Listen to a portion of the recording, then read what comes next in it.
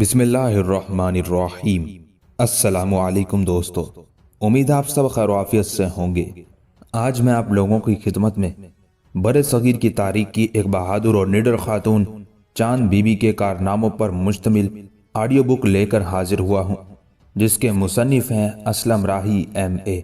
چاند be be 1550 میں احمد نگر میں پیدا ہوئی۔ باپ کا نام حسین نظام شاہ تھا جو احمد نگر کا حکمران تھا۔ ماں کا نام ملکہ خنزہ تھا۔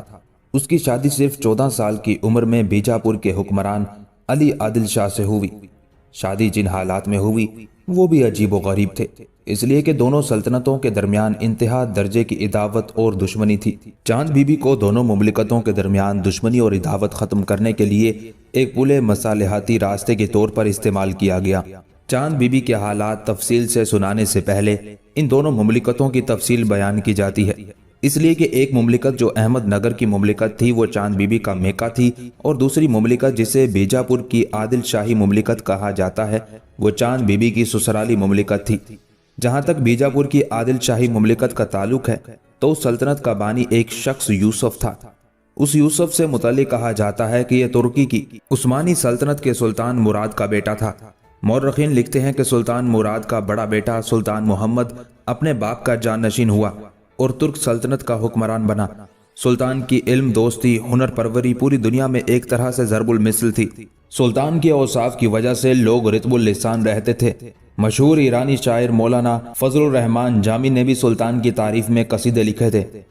حکمرانوں کو اکثر و بیشتر ان کے مشیر ہی راہ راست سے ہٹاتے ہیں، چنانچہ سلطان محمد کی تخت نشینی کے بعد ارکان سلطنت اس کی خدمت میں حاضر ہوئے اور سلطان کو مشورہ دیا کہ مرحوم سلطان کے عہد حکومت میں ایک شخص نے سلطان کا دعوے دار ہونے کا اعلان کر دیا تھا، اور اس کی وجہ سے سلطنت کے اندر فتنہ فساد کا بازار گرم ہو گیا تھا، اور سلطنت کے اس جھوٹے دعوے دار کی وجہ سے حکومت کی بنیادیں کھوکھلی ہو گئی تھی۔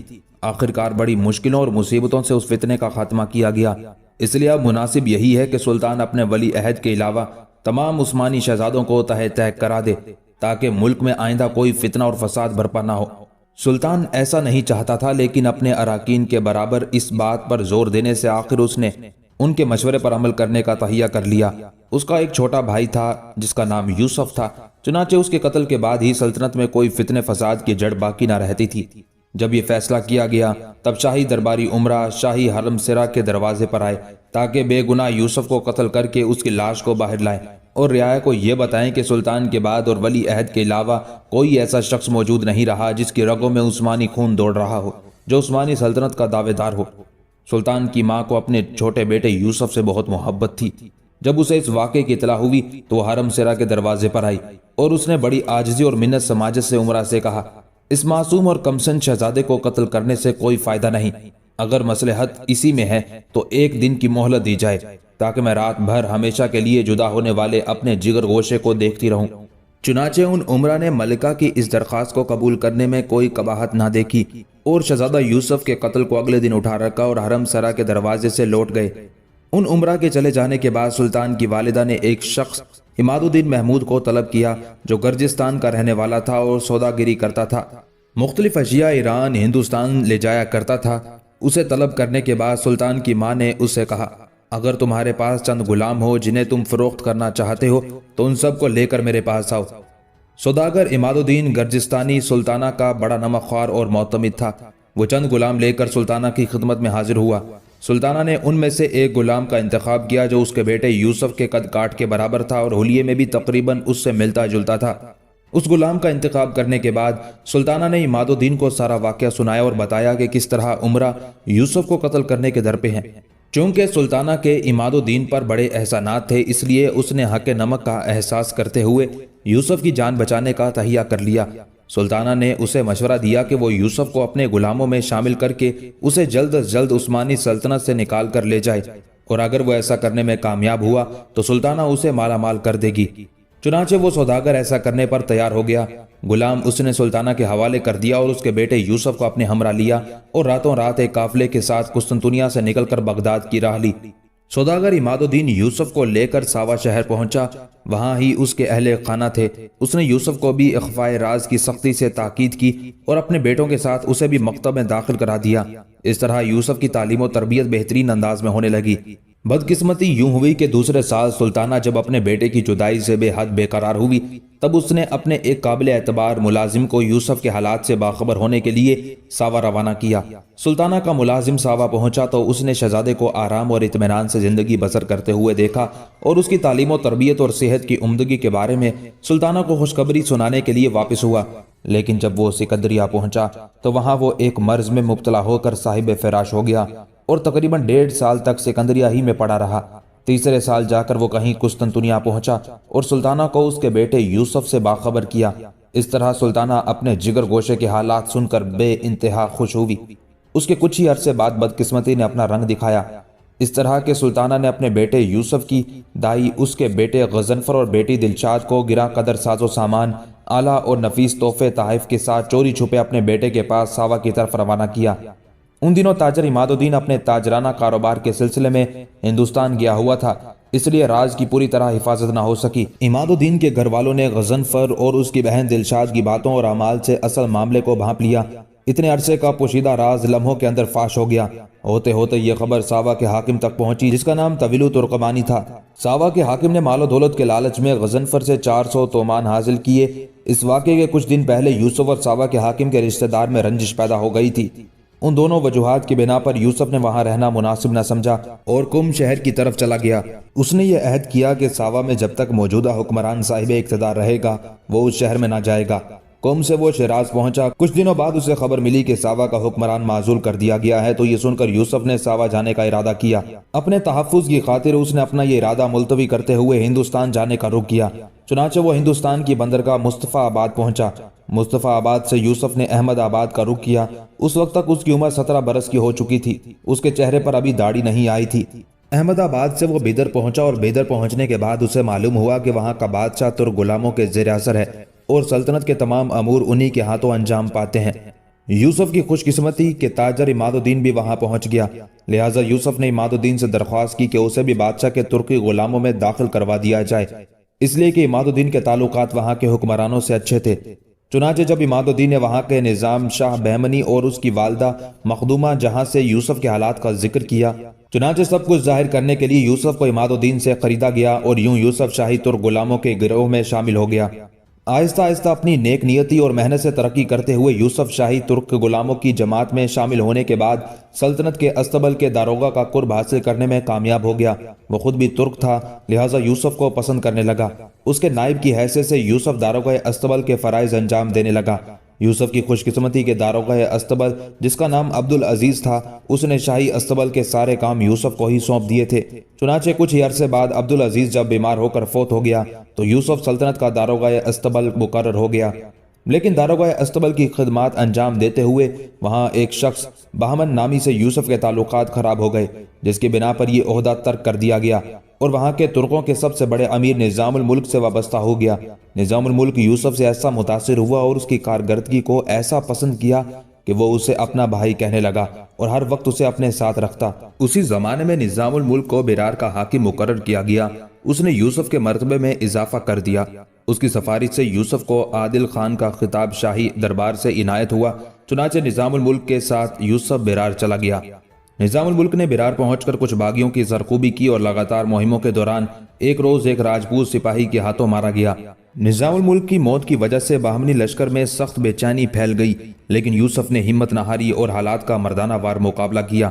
اس نے ہندوؤں کے گروہ کو تہس نہس کر دیا، قلعے کو مضبوط اور مستحکم کیا اور تمام مال غنیمت، ہاتھی اور گھوڑے وغیرہ لے کر بادشاہ کی خدمت میں حاضر ہوا۔ اس وقت بادشاہ محمد شاہ تھا۔ اس نے یوسف عادل کی بڑی عزت افزائی کی اور 1000ویں منصب دے کر لشکر میں شامل کر لیا۔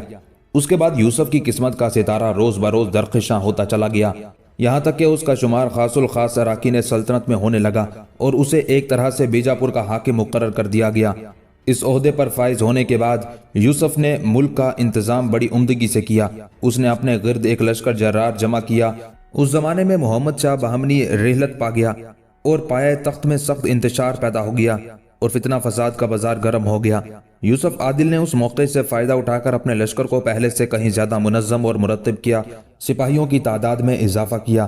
بہت سے لڑکوں کو اپنے لشکر میں شامل کرنے کے بعد اس نے مزید ترکوں اور مغلوں کو مختلف علاقوں سے بیجاپور بلا کر اپنی طاقت میں اضافہ کر لیا۔ اس طرح وہ بیجاپور کا خود مختار حکمران بنا۔ یہی بیجاپور کے عادل شاہی حکمرانوں کا جد امجد تھا اور اس نے عادل شاہی خاندان کی بنیاد ڈالی۔ یوسف کے بعد اس کا بیٹا اسماعیل بیجاپور کا حکمران بنا۔ اس کے بعد اس کا بیٹا ملو عادل شاہ حاکم بنا۔ ملو عادل شاہ کے بعد ابراہیم عادل شاہ حکمران ہوا اور ابراہیم عادل شاہ کے بعد علی عادل شاہ بیجاپور کا حکمران ہوا اور اسی عادل شاہ سے چاند بی بی کی شادی ہوئی تھی۔ عادل شاہ نے تخت نشین ہونے کے بعد احمد نگری سلطنت کے 2 قلعوں کلیان اور شولاپور پر قبضہ کرنے کا فیصلہ کیا۔ احمد نگر کا حکمران اس وقت حسین نظام تھا اور یہی حسین نظام چاند بی بی کا باپ تھا۔ حسین نظام شاہ کے خاندان کے حکمران بننے کی تفصیل کچھ اس طرح ہے کہ اس خاندان کا جد امجد ایک شخص احمد نظام شاہ تھا۔ اس احمد نظام شاہ کا جد اعلیٰ بیجا نگر کا ایک برہمن تھا جس کا نام تیمہ بہت تھا اور اس کے باپ کا نام بہر تھا۔ احمد شاہ بہمنی کے عہد حکومت میں مسلمانوں کے ہاتھوں گرفتار ہوا اور اس نے مشرف با اسلام ہو کر اپنا نام ملک حسن رکھ لیا تھا۔ یہی ملک حسن اپنی ذاتی صلاحیتوں کی وجہ سے شاہی غلاموں کے گروہ میں شامل ہو گیا۔ سلطان احمد شاہ بہمنی نے جب دیکھا کہ ملک حسن بہت ہی دانش مند اور صاحب عقل ہے، نیز ہندی زبان کا بہت ماہر ہے، تو اس نے یہ غلام اپنے بیٹے محمد شاہ کو عنایت کر دیا تھا۔ ملک حسن محمد شاہ کے ساتھ مکتب میں جانے لگا۔ کچھ عرصے بعد اس نے فارسی خط و کتابت میں بڑی مہارت حاصل کر لی اور محمد شاہ ملک حسن کو بحری کے نام سے پکارنے لگا تھا۔ پھر آہستہ آہستہ یہی محمد شاہ اپنے بچپن کے زمانے میں ملک حسن کو بحری کی جگہ بڑلو کہنے لگا، لہٰذا بعد ازاں یہی لقب خاص و عام میں مشہور ہو گیا۔ جب احمد شاہ بہمنی کا انتقال ہوا اور اس کے بعد اس کا بیٹا حکمران بنا تو اس نے اپنے عہد حکومت میں ملک حسن پر بڑی مہربانیاں کی اور اسے اپنے مقربین خاص میں شامل کر لیا اور اسے امیر شکار کا عہدہ عطا کیا۔ رفتہ رفتہ ملک حسن کے اقتدار اور عزت میں اضافہ ہوتا گیا، یہاں تک کہ اسے نظام الملک کے خطاب سے سرفراز کیا گیا۔ سلطان محمد شاہ کے انتقال کا وقت آیا تو اس نے اپنی وصیت میں لکھا کہ اس کے بعد اس کا بیٹا محمود شاہ حکمران ہوگا اور ملک حسن اس کا وکیل سلطنت کے منصب جلیلہ پر فائز ہوگا۔ چنانچہ ملک حسن نے محمود شاہ کے دور میں کچھ علاقوں کو فتح کر کے وہاں اپنے بیٹے احمد کو حاکم مقرر کیا۔ اسی دوران ملک حسن کا مرہٹوں کے ساتھ ٹکراؤ ہو گیا۔ مرہٹوں نے ایک طرح سے نافرمانی کا اظہار کیا تھا، جس پر ملک حسن کے بیٹے ملک احمد نے مرہٹوں کے خلاف قوت استعمال کی اور انہیں زیر کرنے کے لیے ان کے قلعوں کا محاصرہ کر لیا۔ ان میں زیادہ اہم بٹیر کا قلعہ تھا۔ یہ قلعہ پہاڑ کی ایک بلند چوٹی پر تھا۔ اہل قلعہ محاصرے کی طوالت سے بڑے پریشان ہوئے۔ آخرکار جب 6 مہینے گزر گئے تو صبر کا دامن ان کے ہاتھ سے چھوٹ گیا اور مجبوراً تلوار اور کفن سے آراستہ ہو کر قلعے کی چابیاں ہاتھ میں لے کر ملک احمد کے پاس آئے۔ ملک احمد کے لشکریوں نے قلعے پر حملہ کر دیا اور جب مسلمان لشکری قلعے میں داخل ہوئے تو قلعے سے ایک خاصا بڑا خزانہ ملک احمد کے ہاتھ لگا۔ یہ رقم مل جانے پر ملک حسن کا بیٹا ملک احمد بے حد خوش ہوا اور اس نے اپنے لشکریوں اور عمرہ میں یہ رقم تقسیم کر کے ایک طرح سے انہیں اپنے حق میں کر لیا تھا۔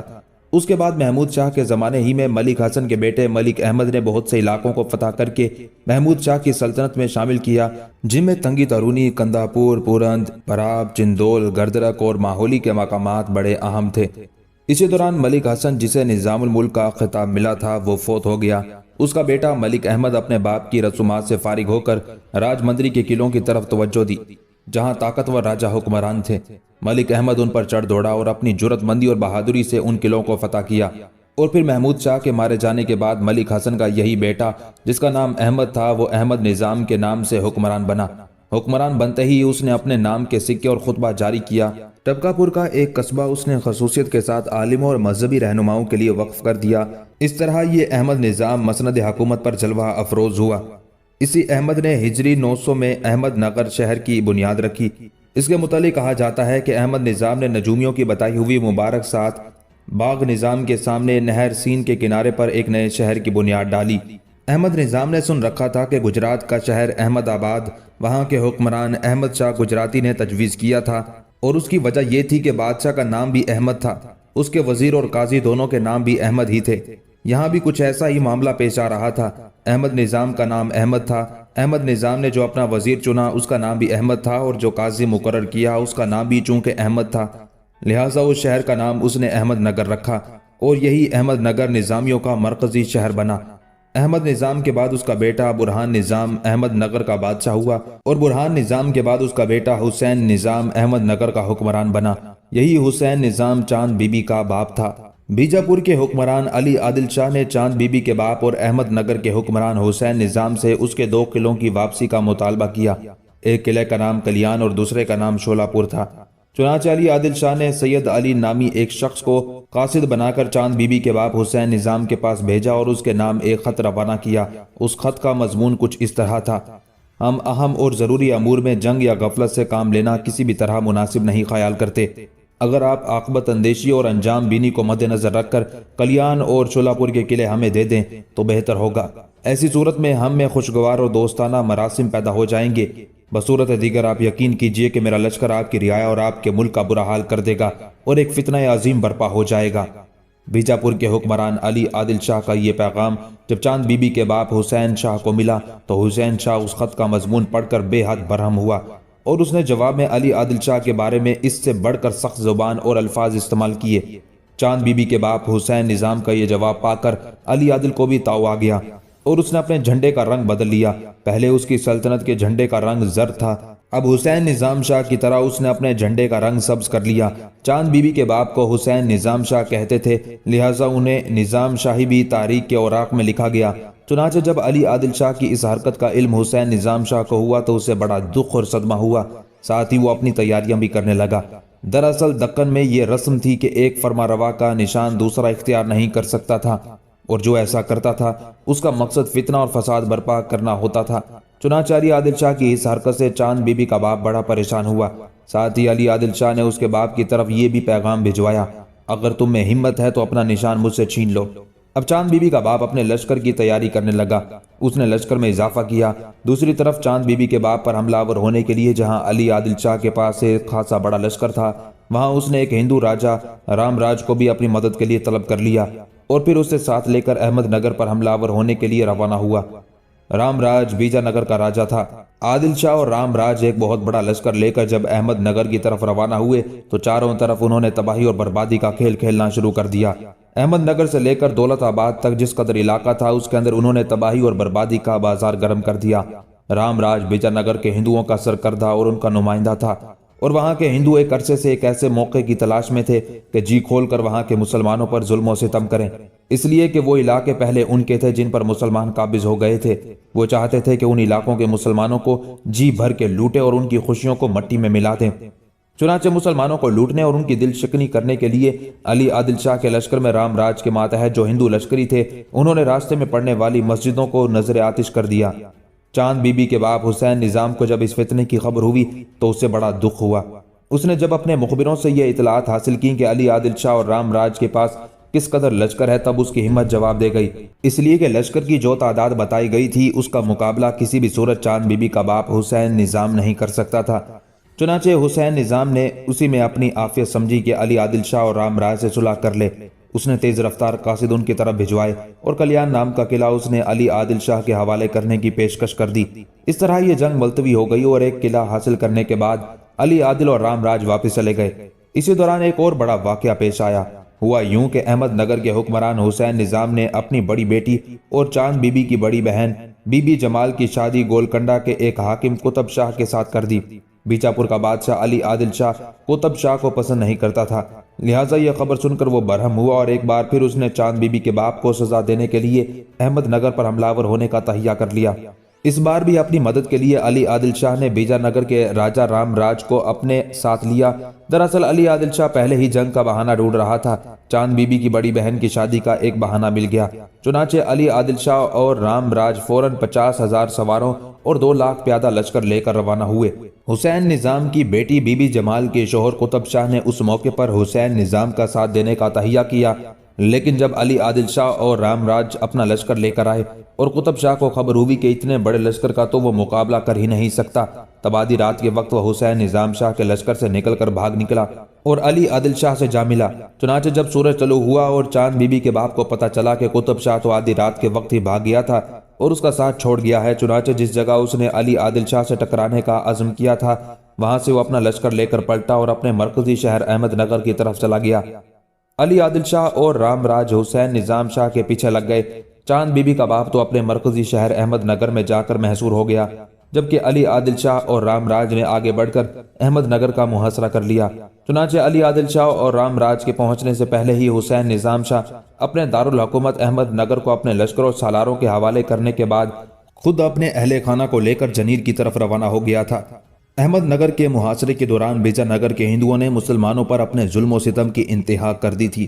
احمد نگر کے اطراف میں انہوں نے آبادی کو خوب قتل کیا، عمارتوں کو آگ لگا دی اور مسجدوں میں گھس کر ان کی بے حرمتی کی۔ کچھ مسجدوں کو انہوں نے استبل کے طور پر استعمال کیا۔ مسجدوں کی چھتیں اور دیگر اشیاء جو لکڑی کی بنی ہوئی تھی انہیں نظر آتش کر دیا۔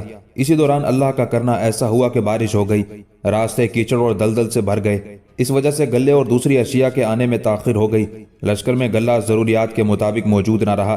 ساتھ ہی اس موقع پر حسین نظام کا داماد اور چاند بی بی کا بہنوئی قطب شاہ جو وقتی طور پر علی عادل شاہ کے لشکر میں شامل ہو چکا تھا، وہ چوری چھپے گلے کے علاوہ اور ضروریات کا دوسرا سامان بھی احمد نگر کے محصور لوگوں تک پہنچاتا رہتا تھا تاکہ اہل قلعے کے حوصلے پست نہ ہونے پائیں۔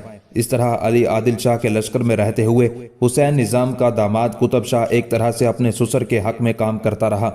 جب لشکر کے اندر خوراک کی کمی محسوس ہونے لگی تب علی عادل شاہ نے اس کا ذکر رام راج سے کیا۔ چنانچہ دونوں میں یہ طے پایا کہ اگر خوراک کی زیادہ کمی ہوئی تو ان کے لیے احمد نگر کے نواح میں خطرات اٹھ کھڑے ہوں گے۔ چنانچہ دونوں نے یہ فیصلہ کیا کہ احمد نگر کا محاصرہ ترک کر دیا جائے۔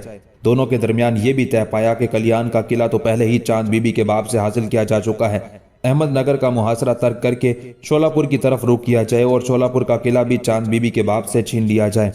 چنانچہ فیصلہ کرنے کے بعد علی عادل شاہ اور رام راج اپنے لشکر کو لے کر حرکت میں آئے۔ احمد نگر کا محاصرہ انہوں نے ترک کر دیا اور واپس ہو لیے۔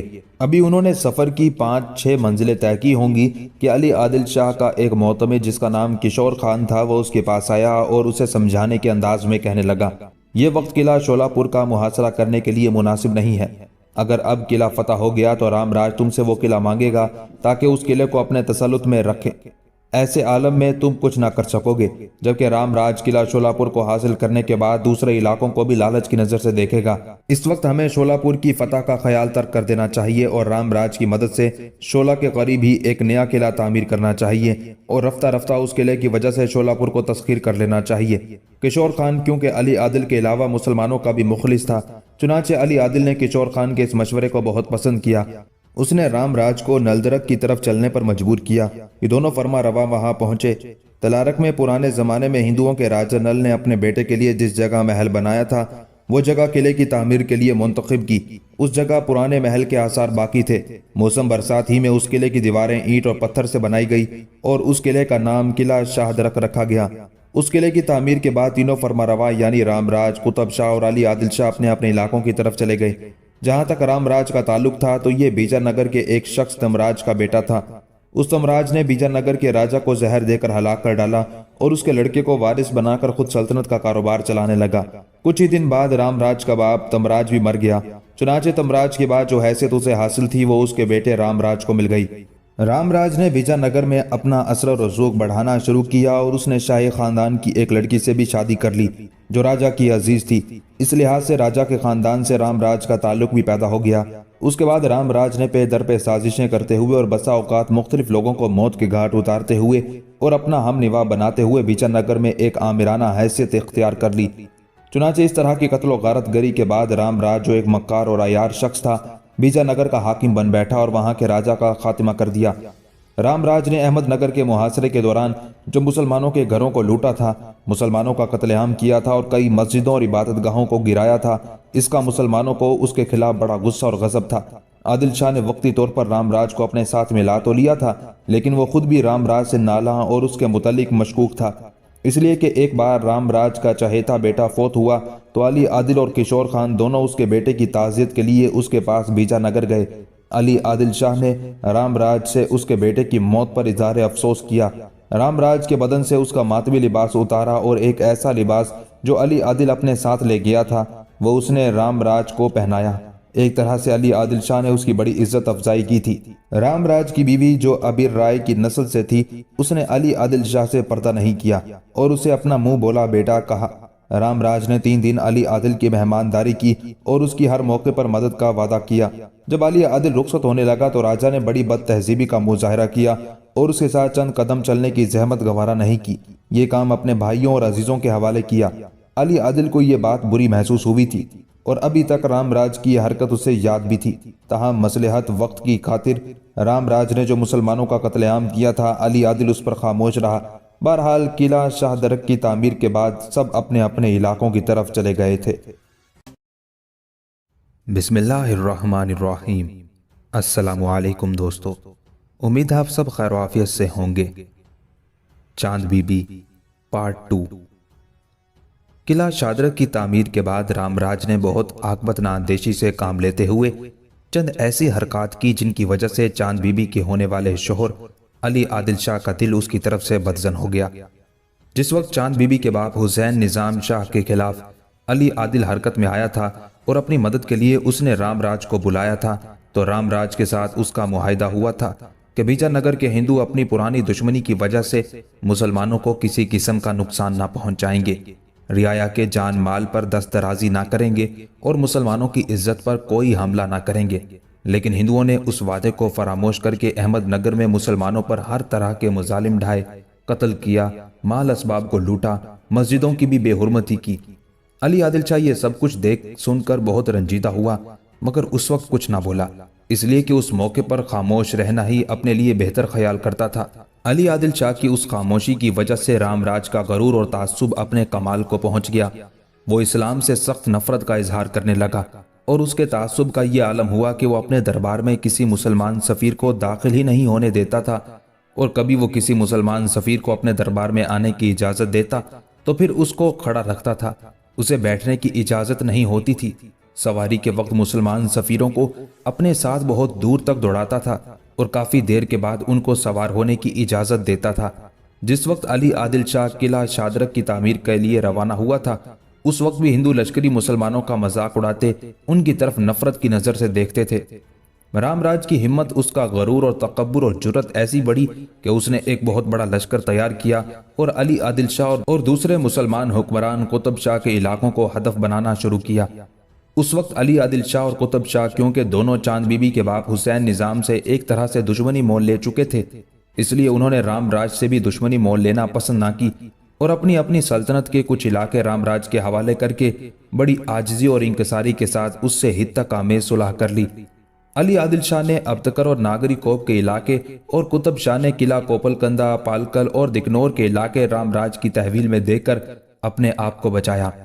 چنانچہ رام راج کی دن بدن بڑھتی ہوئی طاقت اور قوت سے بیجاپور کا حاکم علی عادل شاہ خوف زدہ رہنے لگا۔ اس نے فیصلہ کیا کہ جب تک رام راج پر حملہ کر کے اس کی طاقت اور قوت کو توڑ کر اسے اپنے سامنے گھٹنے ٹیکنے پر مجبور نہ کیا گیا، اس وقت تک اس کی اپنی سلطنت غیر محفوظ رہے گی۔ چنانچہ رام راج سے نمٹنے کے لیے علی عادل شاہ نے اپنے سالاروں کا اجلاس طلب کر لیا۔ علی عادل شاہ نے ان کے سامنے رام راج سے نمٹنے کا مسئلہ پیش کیا۔ تب سارے سالاروں اور عمائدین نے آپس میں مشورہ کیا۔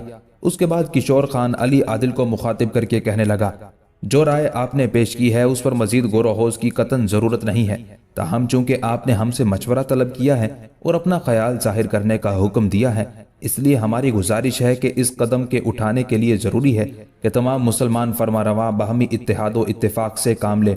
رام راج کے لشکر کی کثرت، اس کی روز افزوں قوت روز روشن کی طرح واضح ہے۔ اس کا ملک 6 بندرگاہوں، ان گنت قلعوں اور شہروں پر مشتمل ہے۔ اس کا محصول 12 کروڑ کے لگ بھگ ہے۔ اس کے جاہ و جلال کا سکہ ہر دل پر بیٹھا ہوا ہے، جس وجہ سے راجہ سے تنہا جنگ کرنا کسی طرح مناسب نہیں۔ ہماری رائے میں اس وقت حضور کو چاہیے کہ حسین نظام سے دوستانہ مراسم پیدا کرنا چاہیے اور اس سے دشمنی ترک کر دینی چاہیے۔ اس طرح کشور خان نے علی عادل شاہ کو چاند بی بی کے باپ حسین نظام سے اپنے تعلقات بہتر بنانے کا مشورہ دیا تھا۔ علی عادل شاہ کو اپنے مشیروں کی یہ رائے بے حد پسند آئی، چنانچہ اس نے کشور خان کو اس معاملے میں مختار کل بنایا اور اس کے ذمہ یہ کام لگایا کہ وہ حسین نظام سے اس کے لیے تعلقات بہتر بنانے کی کوشش شروع کرے۔ چنانچہ کشور خان حرکت میں آیا۔ سب سے پہلے اس نے قطب شاہ کی طرف پیغام بھیجا، جو اب چاند بی بی کے باپ کا رشتہ دار تھا، اور اس پر اپنا مدعا ظاہر کیا۔ قطب شاہ تو پہلے ہی رام راج کے خلاف جلا بھنا بیٹھا تھا، اس لیے کہ رام راج نے اس کے کئی علاقوں پر قبضہ کر لیا تھا۔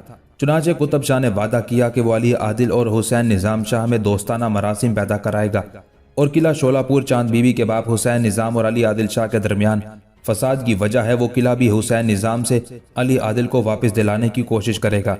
چنانچہ قطب شاہ نے ایک شخص مصطفیٰ شاہ کا انتخاب کیا اور اس کے ذمہ یہ کام لگایا گیا کہ وہ پہلے بیجاپور جا کر علی عادل شاہ سے ملاقات کرے، اس سے سارے حالات جاننے کے بعد وہاں سے وہ احمد نگر کا رخ کرے اور حسین نظام سے مل کر دونوں حکومتوں کے درمیان صلح صفائی اور میل جول کا ماحول پیدا کرے۔ चुनाचे मुस्तफ़ा खान पहले बीजा नगर पहुंचा, अली आदिल शाह से भी मुलाकात की। वहां से निकला तो अहमद नगर का रुख किया। अहमद नगर में उसने चांद बीबी के बाप हुसैन निज़ाम से मुलाकात की। दौरान गुफ्तगू मुस्तफ़ा खान ने हुसैन निज़ाम से बड़े नरम अंदाज में मुखातिब होकर कहा, मोहतरम हुसैन निज़ाम, सलातीन बहमनिया के अहद हुकूमत में जबकि तमाम दक्कन पर उनकी हुकूमत थी, मुसलमान हिंदुओं के मुकाबले में फतह हासिल करते थे और कभी बीजानगर के हिंदू मुसलमानों पर गालिब आते थे। बहमनी सल्तनत आमतौर पर बगैर किसी नतीजे के ही जंग मौकूफ कर देते थे और बीजानगर के हिंदुओं के साथ बहुत अच्छा बर्ताव करते थे। अब दक्कन का मुल्क किसी एक हुक्मरान के ताबे नहीं है, बल्कि चंद हुक्मरानों में तकसीम हो चुका है।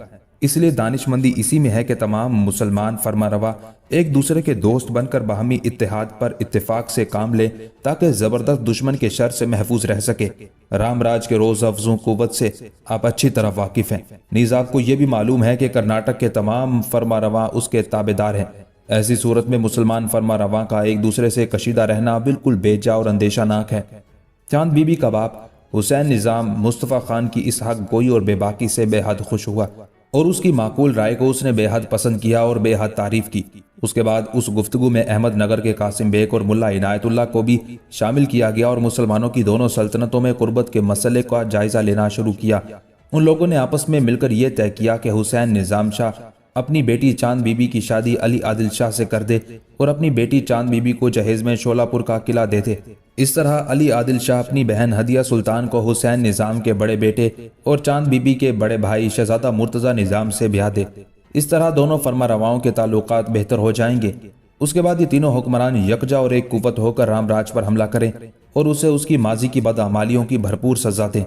गो चांद बीबी का बाप हुसैन निज़ाम कुछ वजूहात की बिना पर अली आदिल शाह को नापसंद करता था, इसलिए कि अली आदिल शाह को इश्क व मोहब्बत से बड़ी गहरी दिलचस्पी थी। हसीनों, परी जमाल और दिलरुबा किस्म की औरतों को गिरोह की सूरत में अपने इर्द गिर्द रखना खूब पसंद करता था। ताहम मसलहत वक्त को सामने रखते हुए चांद बीबी के बाप हुसैन निज़ाम ने मुस्तफ़ा खान और दीगर उमरा की तजवीज़ को पसंद किया, इसलिए कि उन खामियों के साथ साथ अली आदिल में कुछ खूबियां भी थी। वो आला ज़रफ़ इंसान था, हर खास व आम को अपने लुत्फ़ करम से खुश रखता। इसके अलावा उसका अहद हुकूमत सभी के लिए मौजिब खैर व बरकत था। रियाया की फलाह व बहबूद के बारे में सोचता, ताहम हुस्न परस्ती और जमाल परस्ती उसका शेवा ज़रूर था। मौरखीन ये भी लिखते हैं कि अली आदिल शाह को खूबसूरत ख्वाजा सिराओं और गुलामों को जमा करने का बड़ा शौक था। एक मरतबा अली आदिल शाह ने अपना एक कासिद अमीर बरीद के पास भेजा और पैगाम दिया, मुझे मालूम हुआ है कि तुम्हारे पास दो निहायत ही हसीन और खूबसूरत ख्वाजा सिरा हैं। तुम फौरन उन दोनों ख्वाजा सिराओं को मेरे पास भिजवा दो। अमीर बरीद ने चंद रोज तक टाल मटोल की और ख्वाजा सिराओं को अली आदिल शाह की तरफ रवाना ना किया। उन्हीं दिनों मुर्तज़ा निज़ाम ने अमीर बरीद पर हमला कर दिया। अली आदिल शाह से मदद का तालिब हुआ। अली आदिल शाह ने 2000 सवार उसकी मदद के लिए रवाना किए। अमीर बरीद उससे मुतासिर हुआ और उसने दोनों हसीन ख्वाजा सिरा जिनको अली आदिल ने तलब किया था अपने इलाके बेदर से बीजापुर भेज दिए। मज़कूरा हालात कुछ भी थे। चांद बीबी का बाप हुसैन निज़ाम चांद बीबी की शादी आदिल से करने पर तैयार हो गया। इस तरह शादी की रसूम अदा की गई। चांद बीबी की शादी अली आदिल से हो गई और चांद बीबी अहमद नगर से बीजापुर चली गई, जबकि अली आदिल शाह की बहन हदिया सुल्तान की शादी चांद बीबी के भाई मुर्तज़ा से हो गई और वो बीजापुर से निकलकर अहमद नगर चली गई थी। शादी के बाद चांद बीबी ने बीजापुर में अपने शोहर अली आदिल का भरपूर साथ दिया। हर मामले में उसे मशवरा देती, जंग में भी उसके साथ रहती और अमली तौर पर मार्कों में हिस्सा लेने के साथ साथ वो अपने शोहर का हौसला भी बढ़ाती रहती। अब अली आदिल शाह रामराज से माजी की तलखी और नाराजगी का इंतकाम लेना चाहता था, इसलिए कि रामराज ने माजी में मुसलमानों को बेशुमार नुकसान पहुंचाए थे, उनका कत्लेआम भी किया था। रामराज की ताकत हर मुसलमान हुक्मरान के मुकाबले में ज्यादा थी, लिहाजा रामराज का मुकाबला करने के लिए 4 कुव्वतों ने आपस में इत्तेहाद किया। एक चांद बीबी का शोहर अली आदिल शाह, दूसरा चांद बीबी का बाप हुसैन निज़ाम शाह, तीसरा इब्राहिम कुतुब शाह और चौथा अली बरीद। जहां तक इब्राहिम कुतुब शाह का ताल्लुक था तो यह कुतुब शाही हुक्मरान था। इस खानदान की हुक्मरानी का बानी एक शख्स सुल्तान कुली था। यह तुर्की के एक कबीले से ताल्लुक रखता था। यह गोलकंडा का हुक्मरान था। सुल्तान कुली के बाद गोलकंडा का हुक्मरान सुल्तान कुली का बेटा जमशेद कुतुब शाह हुआ था और जमशेद कुतुब के बाद इब्राहिम कुतुब शाह गोलकंडा का हुक्मरान हुआ था। अब तक इब्राहिम कुतुब शाह के रामराज के साथ ताल्लुकात बहुत गहरे थे, इसलिए कि रामराज के इब्राहिम कुतुब शाह पर कुछ एहसानात भी थे। वो इस तरह के जिन दिनों इब्राहिम कुतुब शाह का भाई गोलकंडा का हाकिम था, उसे अपने भाई से तकरार की बिना पर खतरा लाहिक हुआ, चुनाचे वो बीजा नगर में रामराज के पास चला गया। रामराज ने उसकी आवभगत की और एक हबशी अमीर अंबर खान की जागीर उसके हवाले कर दी। उसी जागीर के सिलसिले में अंबर खान से इब्राहिम कुतुब शाह का तकरार हो गया, जिसके नतीजे में अंबर खान मारा गया। जब तक इब्राहिम कुतुब शाह का भाई जिंदा रहा, इब्राहिम बीजानगर ही में रहा, और जब उसका भाई फौत हुआ तब कुछ तुर्क सालारों ने उसके भाई के कमसन बेटे को, जिसकी उम्र 2 साल थी, तख्त पर बिठा दिया। लेकिन मुमलिकत के लोगों को ये इंतखाब पसंद न आया। उन्होंने तय किया कि उसकी बजाय इब्राहिम कुतुब शाह को बीजानगर से बुलाकर बादशाह बनाया जाए। चुनाचे ऐसा ही किया गया और इब्राहिम कुतुब शाह बीजानगर से गोलकंडा पहुंचा और वहां का बादशाह बना। जहां तक अली बरीद का ताल्लुक है तो ये अहमदाबाद का हुक्मरान था। इस खानदान का जद्द अमजद कासिम बरीद था, जिसके मुतालिक मौरखीन का ख्याल है कि वो ख्वाजा शहाबुद्दीन अली यज़दी के हमरा दक्कन में आया था और ख्वाजा शहाबुद्दीन ने उसे सुल्तान मोहम्मद शाह फारूकी के पास भेज दिया। बड़ा बहादुर और दलेर शख्स था। उसे खुशखती और मौसीकी से भी दिलचस्पी थी। वो कई साजों के बजाने में महारत रखता था। मोहम्मद शाह फारूकी के अहद में कासिम उमरा के गिरोह में दाखिल हुआ और वहीं से तरक्की करता चला गया, यहाँ तक कि ये अहमदाबाद का हाकिम मुकर्रर हुआ। उसके बाद उसका बेटा अमीर अली बरीद अहमदाबाद का हाकिम हुआ और उसके बाद अली बरीद हाकिम बना। लेकिन उसने हाकिम का लक़ब इख्तियार करने की बजाय बादशाह का लक़ब इख्तियार किया। अहमदाबाद का हुक्मरान बनने के बाद उसने अपनी ताकत और कुव्वत में खूब इजाफा किया। इस तरह ये राजा रामराज के खिलाफ दूसरे इत्तेहादियों का साथ देने लगा। यूं इन चारों कुव्वतों ने राजा रामराज से निमटने का फैसला कर लिया। चुनाचे इस फैसले के बाद चांद बीबी के शोहर अली आदिल शाह ने अपना एक कासिद रामराज की तरफ रवाना किया और उससे मुतालबा किया कि माजी में वो इलाके जो अली आदिल शाह के थे, इसके अलावा दूसरे मुसलमानों के जिन इलाकों पर रामराज ने कब्जा कर लिया है, वो सब रामराज वापस करे। ये पैगाम सुनकर रामराज बहुत ही बरहम हुआ। उसने अली आदिल शाह के कासिद से बड़ा बुरा सलूक किया और उसे बीजानगर से निकाल दिया। ये सूरत हाल देखकर अली आदिल शाह को बड़ा तैश आया। चुनाचे रामराज से टकराने का फैसला कर लिया गया। चारों कुव्वतों यानी चांद बीबी का शोहर अली आदिल शाह, उसका बाप हुसैन निजाम शाह, इब्राहिम कुतुब शाह और अली बरीद जमा हुए और हिजरी 972 को एक लश्कर लेकर रामराज के मरकजी शहर बीजानगर की तरफ रवाना हो गए। मंजिल पर मंजिल मारते हुए वो दरियाई कृष्णा के किनारे बालनकोट के मकाम पर पहुंचे। ये इलाका अली आदिल शाह की मुमलिकत में था। यहाँ मुत्तहिदा लश्कर ने कायम किया और यहीं पर मजीद गल्ला और जरूरियात की दीगर अशिया का एहतमाम किया गया। दूसरी तरफ रामराज बड़ा मगरूर और मुतासब राजा था। वो किसी मुसलमान हुक्मरान को खातिर में ही ना लाता था और कहता था कोई कुव्वत उसका मुकाबला कर ही नहीं सकती। चुनाचे जब उसके मुखबिरों ने इतला दी कि 4 मुसलमान कुव्वतों का मुत्तहिदा लश्कर उस पर हमलावर होने के लिए कूच कर चुका है, तो राम राजा ने उस खबर को कोई अहमियत नहीं दी और ना ही वो इस मुत्तहिदा लश्कर से किसी किस्म का परेशान हुआ। उसने उन चारों हुक्मरानों से जंग करना एक आसान काम समझा और अपने भाई तुमराज को 20,000 सवारों, 500 हाथियों और 1 लाख प्यादों का लश्कर जर्रार देकर रवाना किया और उसे हुक्म दिया कि दरियाई कृष्णा के किनारे सारे घाटों का रास्ता जल्द अज जल्द बंद कर दे और दुश्मन का मुकाबला करने के लिए तैयार रहे। अपने भाई तुमराज को रवाना करने के बाद रामराज ने अपने मंझले भाई तंकनादरी को भी एक लश्कर जर्रार और माल असबाब के साथ रवाना किया। उन लोगों ने एक ऐसे साहिल पर कब्जा कर लिया जहां मुसलमान दरियाई कृष्णा को अबूर कर सकते थे। उस कब्जे की वजह से मुसलमानों के लिए दरिया पार करना मुश्किल हो गया। आखिर रामराज खुद भी एक लश्कर लेकर चारों मुसलमान हुक्मरानों का मुकाबला करने के लिए रवाना हुआ। उन हालात को सामने रखते हुए चारों लश्करों के सालारों ने बाहम मशवरा किया और ये फैसला किया कि चारों लश्करियों के सरकर्दा लोगों की एक जमात तैयार की जाए जो दरिया के मुख्तलिफ हिस्सों का जायजा ले और ये देखे कि कहाँ से दरिया को अबूर करके रामराज पर जरब लगाई जा सकती है। चुनाचे एक वफद तरतीब दिया गया। उस वफद ने 30-40 कोस तक दरिया के साथ चलने के बाद 2-3 रास्ते ऐसे दरियाफ्त कर लिए जहां दरिया कम गहरा था। चुनाचे उन लोगों ने मुत्तहिदा लश्कर के सालारों को निशानदही की कि कुछ रास्ते ऐसे हैं जहां दरिया का पानी कम है और वहां से बड़ी आसानी के साथ पूरे लश्कर को लेकर दरिया को अबूर करके दुश्मन पर जरब लगाई जा सकती है। साथ ही उन लोगों ने यह भी आगाह कर दिया कि जहां से दरिया को पार किया जा सकता है उसके सामने दूसरे किनारे पर जगह जगह रामराज के लश्कर खड़े हुए हैं। उन लश्करियों ने एक दीवार बना रखी है और वो इनवा इकसाम की आतिशबाजियों से भी लेस हैं। उन लोगों ने ये सूरत हाल बड़े सालारों के सामने पेश की। तब चारों लश्करों के सालार फिर एक जगह जमा हुए और जो मुश्किल सूरत हाल थी उस पर बहस शुरू की। चुनाचे सब ने मिलकर ये तय किया कि दरियाई कृष्णा के जिस जिस घाट पर पानी की गहराई कम है वहां से दरिया को अबूर किया जा सकता है। वहां से रामराज के लश्कर को हटाना चाहिए और उस लश्कर को हटाने के लिए एक तजवीज भी सोच ली गई।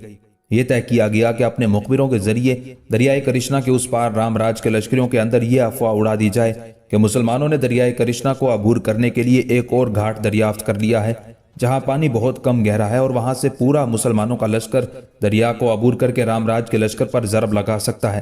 ساتھ ہی یہ بھی طے کیا گیا کہ جس وقت یہ خبر اڑائی جائے اس کے بعد لشکر ایک طرف روانہ کیے جائیں۔ اس سے رام راج کے سالار یہ اندازہ لگائیں گے کہ مسلمان لشکر نئے گھاٹ کی طرف روانہ ہوئے ہیں، چنانچہ وہ پرانے گھاٹوں کو جہاں انہوں نے پہرا لگا رکھا ہے ترک کر دیں گے اور نئے گھاٹ کی طرف جائیں گے۔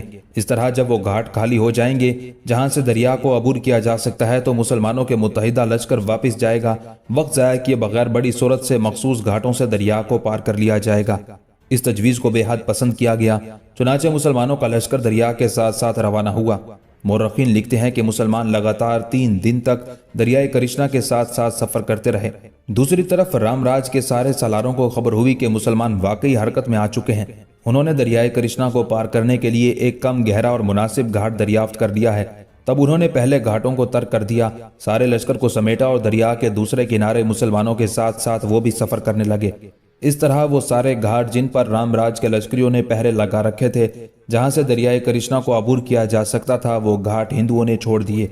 3 دن لگاتار سفر کرنے کے بعد مسلمانوں کا لشکر آخری رات کے وقت ایک جگہ رک گیا، اس لیے کہ ان کے مخبروں نے خبر دی کہ رام راج کا پورا لشکر دریا کے دوسرے کنارے ان کے متوازی سفر کر رہا ہے، اور یہ صورتحال مسلمان حکمرانوں کے لیے بڑی حوصلہ مندی کا باعث تھی۔ چنانچہ رات کے وقت ایک جگہ دریا کے کنارے لشکر کو روک دیا گیا اور پھر لشکر بڑی تیزی سے پلٹا۔ مورخین لکھتے ہیں کہ مسلمانوں کے متحدہ لشکر نے 3 روز کے اس سفر کو 12 گھنٹے کے اندر اندر طے کر لیا۔ بڑی تیزی سے ان گھاٹوں کی طرف گئے جہاں سے دریا کو عبور کیا جا سکتا تھا۔ پہلے لشکر کے ایک حصے نے جلدی جلدی دریا کو پار کیا اور دوسرے کنارے پر مسلح ہو کر پہرا لگا دیا، تاکہ اگر رام راج کا کوئی لشکر بھی وہاں پہنچ جائے تو اس پر حملہ آور ہو کر اسے مار بھگایا جائے۔ اس کے بعد پورا لشکر بڑی تیزی اور حفاظت کے ساتھ دریائے کرشنا کو عبور کر کے دوسرے کنارے پر چلا گیا۔ دوسری طرف رام راج کے لشکر کو بھی خبر ہو چکی تھی کہ مسلمان سالاروں نے ان سے دھوکہ کیا ہے، اور یہ کہ انہیں کوئی نیا گھاٹ دریا کو عبور کرنے کے لیے نہیں ملا تھا، بلکہ انہوں نے پرانے گھاٹوں سے رام راج کے لشکریوں کو ہٹانے کے لیے ایک چال چلی تھی، لہٰذا وہ بھی پلٹے۔ لیکن ان کے پلٹنے کی رفتار مسلمانوں کے لشکریوں کے مقابلے میں بہت کم تھی، لہٰذا جس وقت مسلمانوں کے متحدہ لشکر نے دریائے کرشنا کو عبور کیا، اس وقت تک رام راج کا لشکر دریائے کرشنا کے کنارے ان سے لگ بھگ 5 کوس کے فاصلے پر تھا۔ رام راج بڑا مطمئن تھا، اس لیے کہ اس کے لشکر کی تعداد بہت زیادہ تھی اور اسے اپنی کامیابی اور فتح مندی کا یقین تھا، اس لیے اس نے دریائے کرشنا کے کنارے پڑاؤ کر لیا تھا۔ دوسری طرف مسلمانوں کے متحدہ لشکر نے بھی دریائے کرشنا کے دوسرے کنارے کے ساتھ ساتھ پیش قدمی کرنی شروع کی اور عین رام راج کے لشکر کے سامنے پڑاؤ کیا۔ دونوں لشکریوں نے ایک دوسرے کے سامنے اپنی صفیں درست کرنا شروع کی۔ مسلمانوں کے متحدہ لشکر نے اپنی ترتیب اور اپنی تقسیم کو درست کیا۔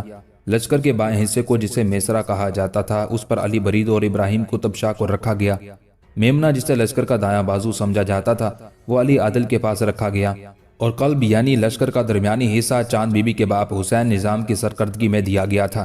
ساتھ ہی جنگی ہاتھیوں کو بھی جا بجا متعین کر دیا گیا تھا۔ اس کے بعد مسلمانوں نے اپنی ترتیب درست کر کے دشمن سے ٹکرانے کا فیصلہ کر لیا۔ دوسری طرف راجہ رام نے بھی بیجا نگر کے لشکر کو درست کیا اور لشکریوں کو آئندہ کے انعامات اور دل خوش کن وعدوں سے بہلا پھسلا کر لڑنے پر آمادہ کیا۔ رام راج نے بھی اپنے لشکر کی تقسیم مسلمانوں جیسی کی۔ لشکر کا میمنا یعنی دایاں بازو اس نے اپنے بھائی تمراج کی کمانداری میں دیا اور اسے حکم دیا کہ وہ ابراہیم قطب شاہ پر ضرب لگائے گا۔ دوسرے بھائی تنگنا دری کو بائیں بازو کا کماندار مقرر کیا گیا اور اسے عادل شاہ پر حملہ آور ہونے کے لیے مقرر کیا گیا، جبکہ لشکر کا درمیانی حصہ رام راج نے اپنی کمانداری میں رکھا، اس لیے کہ وہ حسین نظام شاہ یعنی چاند بی بی کے باپ سے ٹکرانا چاہتا تھا۔ رام راج نے اپنے ساتھ 2000 ہاتھی اور توپ خانہ بھی رکھا تھا۔ چنانچہ دوپہر کے وقت راجہ بڑے تمتراک اور بڑے شان و شوکت کے ساتھ اپنے سنگھاسن پر بیٹھ کر لڑنے کے لیے نکلا۔ جب راجہ کے دیگر سالاروں نے دیکھا کہ راجہ سنگھاسن یعنی تخت پر بیٹھ کر مسلمانوں کا مقابلہ کرنے کے لیے نکلا ہے، تو انہوں نے راجہ کو سمجھایا کہ یہ لڑائی ہے، جنگ ہے، جشن نہیں ہے۔ وہ سنگھاسن پر نہ بیٹھے بلکہ گھوڑے کی پیٹھ پر یا ہاتھی پر سوار ہو کر جنگ میں حصہ لے اور مسلمانوں کا مقابلہ کرے۔ لیکن راجہ رام راج نہ مانا، الٹا اپنے سارے سالاروں اور لشکریوں کو مخاطب کر کے کہنے لگا، مجھے کسی ہاتھی یا گھوڑے پر بیٹھ کر مسلمانوں کے متحدہ لشکر کا مقابلہ کرنے اور جنگ میں حصہ لینے کی کیا ضرورت ہے؟ میں سنگھاسن پر اس لیے بیٹھا ہوں کہ مسلمان تو میرے لشکر کا چند لمحے بھی مقابلہ نہیں کر سکیں گے، لہٰذا میں ان کی شکست کے بعد اپنے سنگھاسن پر بیٹھ کر ان کے فرار کا منظر دیکھوں گا۔ فریقین میں زبردست لڑائی شروع ہوئی۔ ہندو اور مسلمان ایک دوسرے کے خون کے پیاسے ہو کر تلوار آزمائی کرنے لگے۔ لڑائی کا انداز کچھ ایسا تھا کہ کبھی راجہ رام راج کا پلہ بھاری ہو جاتا اور کبھی مسلمانوں کا۔ راجہ رام کے 50,000 تیر انداز بار بار مسلمانوں پر تیر اندازی کی کوشش کرتے کہ کسی نہ کسی طرح مسلمانوں کو مار بھگانے میں کامیاب ہو جائیں۔ مسلمان بھی بڑی جرأت مندی سے مقابلہ کر رہے تھے۔ ایک موقع پر رام راج کے لشکر نے مسلمانوں پر بڑا دباؤ ڈالا، اس لیے کہ رام راج کا لشکر مسلمانوں سے کئی گنا زیادہ تھا۔ قریب تھا کہ رام راج کے اس لشکر کے بے پناہ دباؤ کے سامنے مسلمان کچھ پیچھے ہٹیں۔ چاند بی بی کے باپ حسین نظام نے اس موقع پر ایک ایسا مارکا مارا جس نے مسلمانوں کو فتح اور کامرانی سے ہمکنار کر دیا۔ رام راج کا خیال تھا کہ مسلمان جنگ سے پہلو تہی کر کے میدان جنگ سے فوراً فرار ہو جائیں گے، لیکن جب مسلمانوں نے جم کر لڑنا شروع کیا اور رام راج کے لشکر کی صفوں کو انہوں نے ادھیڑ کر رکھ دیا، تب معاملہ اپنے خیالات کے برعکس دیکھتے ہوئے رام راج خوفزدہ ہو کر سنگھاسن سے نیچے اترا اور ایک مرصع کرسی پر بیٹھ گیا۔ راجہ کے حکم کے مطابق اس کے چاروں طرف اشرفیوں اور موتیوں کے انبار لگا دیے گئے، اور راجہ نے اپنے لشکر کے اندر یہ اعلان کر دیا کہ جو لشکری بھی سرخرو ہو کر مسلمانوں کا قتل عام کر کے اس کے پاس پہنچے گا، اسے وہ بے حساب اشرفی اور نقدی سے نوازے گا۔ رام راج نے جب یہ اعلان کیا تو اس کے لشکری بڑی جرأت مندی سے مسلمانوں سے لڑنے لگے۔ انہیں لالچ ہو گیا تھا کہ اگر وہ کامیاب ہوئے تو ان کا راجہ رام راج انہیں مالا مال کر دے گا۔ اس طرح اشرفیوں اور انعام کے لالچ میں جنگ پہلے کی نسبت زیادہ خوفناک ہو گئی تھی اور مسلمانوں پر بھی پہلے سے زیادہ دباؤ بڑھنے لگا تھا۔ یہ صورتحال مسلمان سالاروں کے لیے پریشان کن تھی۔ علی عادل شاہ کے علاوہ ابراہیم قطب شاہ اور علی برید بھی مایوس دکھائی دینے لگے تھے، لیکن اس موقع پر چاند بی بی کے باپ حسین نظام نے وہ مارکا سر کیا جو مسلمانوں کی فتح کا باعث بنا۔ حسین نظام نے جب یہ کیفیت دیکھی کہ مسلمان سالار پریشان دکھائی دے رہے ہیں اور مسلمان لشکریوں پر رام راج کی طرف سے دباؤ بڑھ رہا ہے اور مسلمانوں کے ارادے متزلزل ہونے لگے ہیں، تو حسین نظام نے ہمت نہیں ہاری، اپنے آپ کو سنبھالے رکھا اور بڑی جرأت اور بہادری کا مظاہرہ کرتے ہوئے دشمن پر ضرب لگانے کا فیصلہ کیا۔ اگرچہ اس وقت چاروں طرف دشمن کا غلبہ تھا اور اس کی طرف ہزاروں تیر بیک وقت چلائے جا رہے تھے، لیکن حسین نظام بغیر کسی خوف و خطر کے آگے بڑھنے کا فیصلہ کر چکا تھا۔ اسی دوران حسین نظام کو یہ بھی خبر ہو گئی کہ رام راج نے اپنے گرد دولت کے انبار لگا رکھے ہیں، اور یہ کہ اس نے اپنے لشکر میں اعلان کر دیا ہے کہ جو لشکری کامیاب ہو کر اس کے پاس آئیں گے وہ انہیں مالا مال کر دے گا۔ چنانچہ اس کی تدبیر کا توڑ حسین نظام نے بھی کیا۔ حسین نظام کے پاس جو اس وقت خزانہ تھا اس میں جو سکے تھے، اس نے اپنے لشکریوں کو حکم دیا کہ وہ سکے توپ میں بھر کر توپ داغی جائے اور اس کے دشمن کے لشکر کے اندر گرائے جائیں۔ ساتھ ہی لشکر کے ایک حصے کے ساتھ زوردار حملہ کرنے کے لیے حسین نظام خود بھی تیار ہو گیا۔ چنانچہ اس کے حکم کا اتباع کیا گیا۔ کچھ توپوں میں اشرفیاں اور دوسرے سکے بھر کر جب توپوں کو داغا گیا تو وہ سکے راجہ رام راج کے لشکر میں گرنے لگے۔ اس کے لشکری لڑنے کی بجائے مسلمانوں کی طرف سے ہونے والی سکوں کی بارش سے متاثر ہو کر سکے چننے لگے۔ اسی دوران حسین نظام نے لشکر کے ایک حصے کے ساتھ رام راج کے لشکر پر زوردار حملے شروع کر دیے تھے۔ حسین نظام کے حملے سے رام راج کے لشکر میں سخت پریشانی پھیل گئی۔ رام راج جو اس وقت 80 برس کا بوڑھا ہو چکا تھا، حواس باختہ ہو کر دوبارہ سنگھاسن پر بیٹھ گیا۔ اسی دوران حسین نظام شاہ کا ایک ہاتھی جس کا نام غلام علی تھا، سنگھاسن کے پاس آ کر لوگوں کو پامال کرنے لگا۔ چنانچہ وہ کہار جنہوں نے رام راج کا سنگھاسن اٹھا رکھا تھا، انہوں نے جب مسرت اور بھپرے ہوئے ہاتھی کو اپنی طرف آتے دیکھا تو وہ ایسے خوفزدہ ہوئے کہ سنگھاسن کو مہا رام راج زمین پر پھینک کر اپنی جانیں بچا کر بھاگ گئے۔ رام راج میدان جنگ میں بے یار و مددگار سنگھاسن پر پڑا رہ گیا۔ کچھ ہی لمحوں بعد مسلمانوں کے ایک فیل بان کی نظر سنگھاسن پر پڑی۔ ایسا خوبصورت سنگھاسن دیکھ کر اس کے منہ میں پانی بھر آیا۔ اس نے اس سنگھاسن یعنی تخت کو حاصل کرنے کے لیے اپنے ہاتھی کو اس کی طرف بڑھایا۔ اتنی دیر تک قریب ہی سے ایک برہمن نمودار ہوا۔ وہ بھاگا بھاگا مسلمان فیل بان کی طرف آیا۔ وہ رام راج کا نمک خوار تھا، لہٰذا اس نے رام راج کی جان بچانے کے لیے اس مسلمان فیل بان سے درخواست کی، اس سنگھاسن پر رام راج سوار ہیں، تم اس کے لیے گھوڑا لا دو تو راجہ تمہیں بہت انعام و اکرام دے گا۔ فیل بان نے جو ہی راجہ کا نام سنا، خوشی سے اس کا دل اچھلنے لگا۔ اس نے فوراً راجہ کو اپنے ہاتھی کی سونڈ میں لپیٹ لیا اور جلدی جلدی ہاتھی کو موڑ کر چاند بی بی کے باپ حسین نظام کے توپ خانے کے افسر رومی خان کے پاس لے گیا۔ رومی خان نے رام راج کو گرفتار کیا اور حسین نظام کی خدمت میں پیش کر دیا۔ چنانچہ حسین نظام نے اسی وقت رام راج کو قتل کر دیا اور اس کا سر جسم سے علیحدہ کر کے میدان جنگ میں پھینک دیا۔ ہندو لشکریوں نے جب اپنے راجہ کا کٹا ہوا سر میدان جنگ میں دیکھا تو ان کی ہمت جواب دے گئی اور سر پر پاؤں رکھ کر میدان جنگ سے بھاگ نکلے۔ مسلمان لشکریوں نے بھاگتے ہوئے ہندوؤں کا تعاقب کیا، ان گنت ہندوؤں کو موت کے گھاٹ اتارا۔ ایک روایت یہ بیان کی جاتی ہے کہ اس جنگ میں 3 لاکھ ہندوؤں کی جانیں تلف ہوئی، لیکن صحیح روایت کے مطابق اس جنگ میں کام آنے والے رام راج کے لشکریوں کی تعداد کم از کم 1 لاکھ کے لگ بھگ تھی۔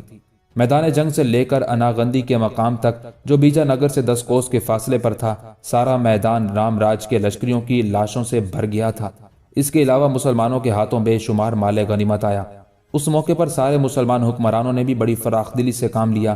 پہلے انہوں نے اس فتح پر خدا کا شکر ادا کیا، اس کے بعد یہ حکم دیا کہ سوائے ہاتھیوں کے مال غنیمت میں سے کوئی چیز لشکریوں سے نہ لی جائے، جو چیز جس لشکری کے پہات آئی ہے وہ اسی کو عطا کر دی جائے، اس سلسلے میں کسی سے کوئی پوچھ گچھ نہ کی جائے۔ یوں اس فتح کی اطلاع چاروں طرف بھجوا دی گئی۔ مسلمانوں نے بیجا نگر کے نواح تک کی تمام عمارتوں کو مسمار کر دیا اور اکثر قصبوں اور دیہاتوں کو تباہ و برباد کر دیا۔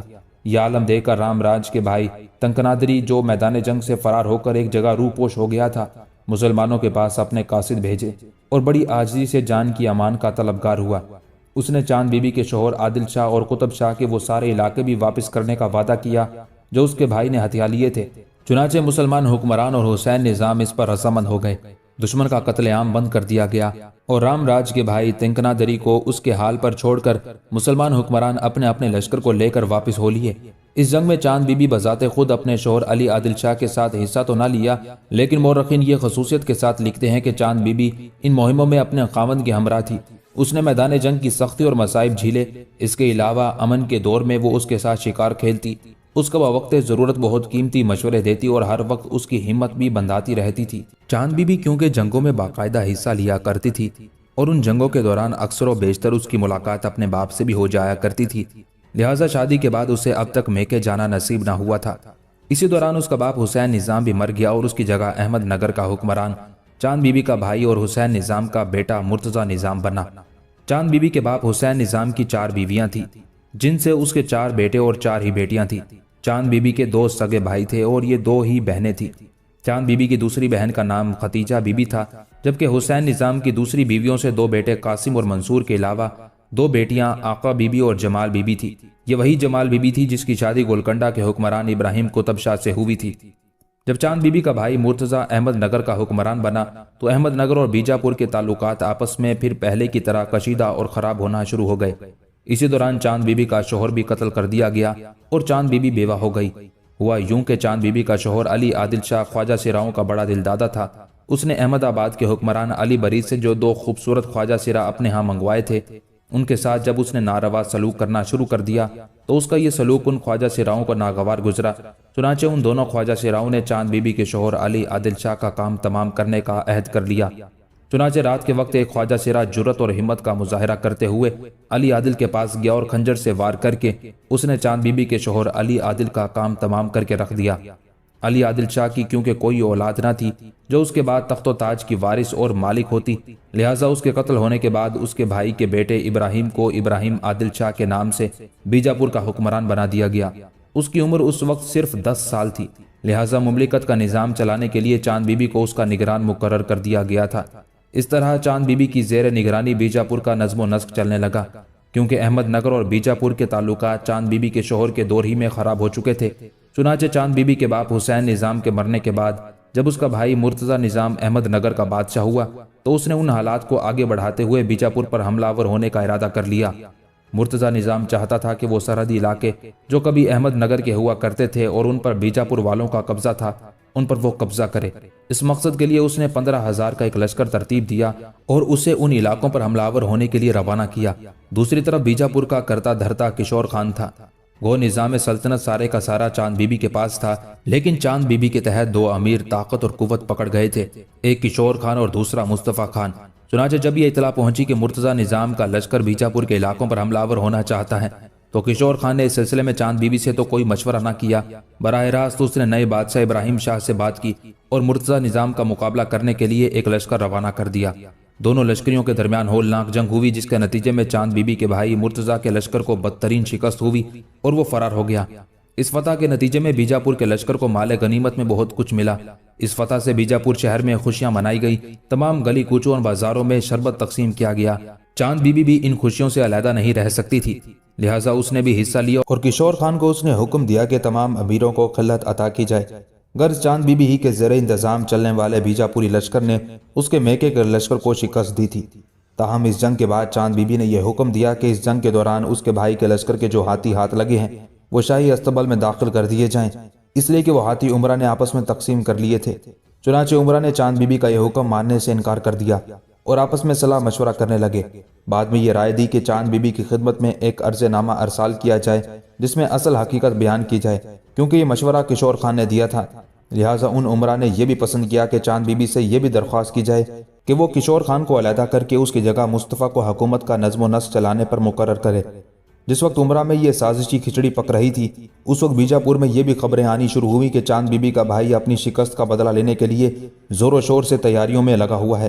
چنانچہ بعض زمرہ نے مشورہ دیا، کیونکہ اس وقت اپنی شکست کا سن کر مرتضیٰ نظام شاہ بذات خود لڑنے کے لیے تیاریوں میں لگا ہوا ہے، اس لیے بہتر یہی ہے کہ ہم لوگ فی الحال خاموش رہیں اور نظام شاہ کے فتنے کو دبا کر خود پایہ تخت میں حاضر ہوں اور چاند بی بی کی رائے کے مطابق اس کو طے کریں۔ چنانچہ اس خاموشی سے کشور خان نے فائدہ اٹھانے کا فیصلہ کر لیا۔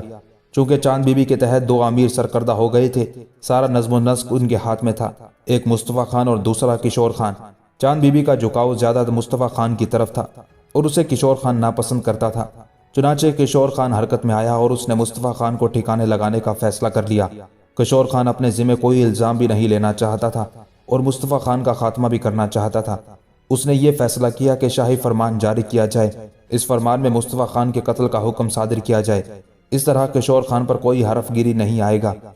چنانچہ اس نے چاند بی بی کی طرف سے ایک حکم نامہ لکھا جس میں مصطفیٰ خان کے قتل کا حکم دیا گیا تھا، اور کسی نہ کسی طرح اس حکم نامے پر کشور خان نے چاند بی بی کی مہر بھی لگا لی۔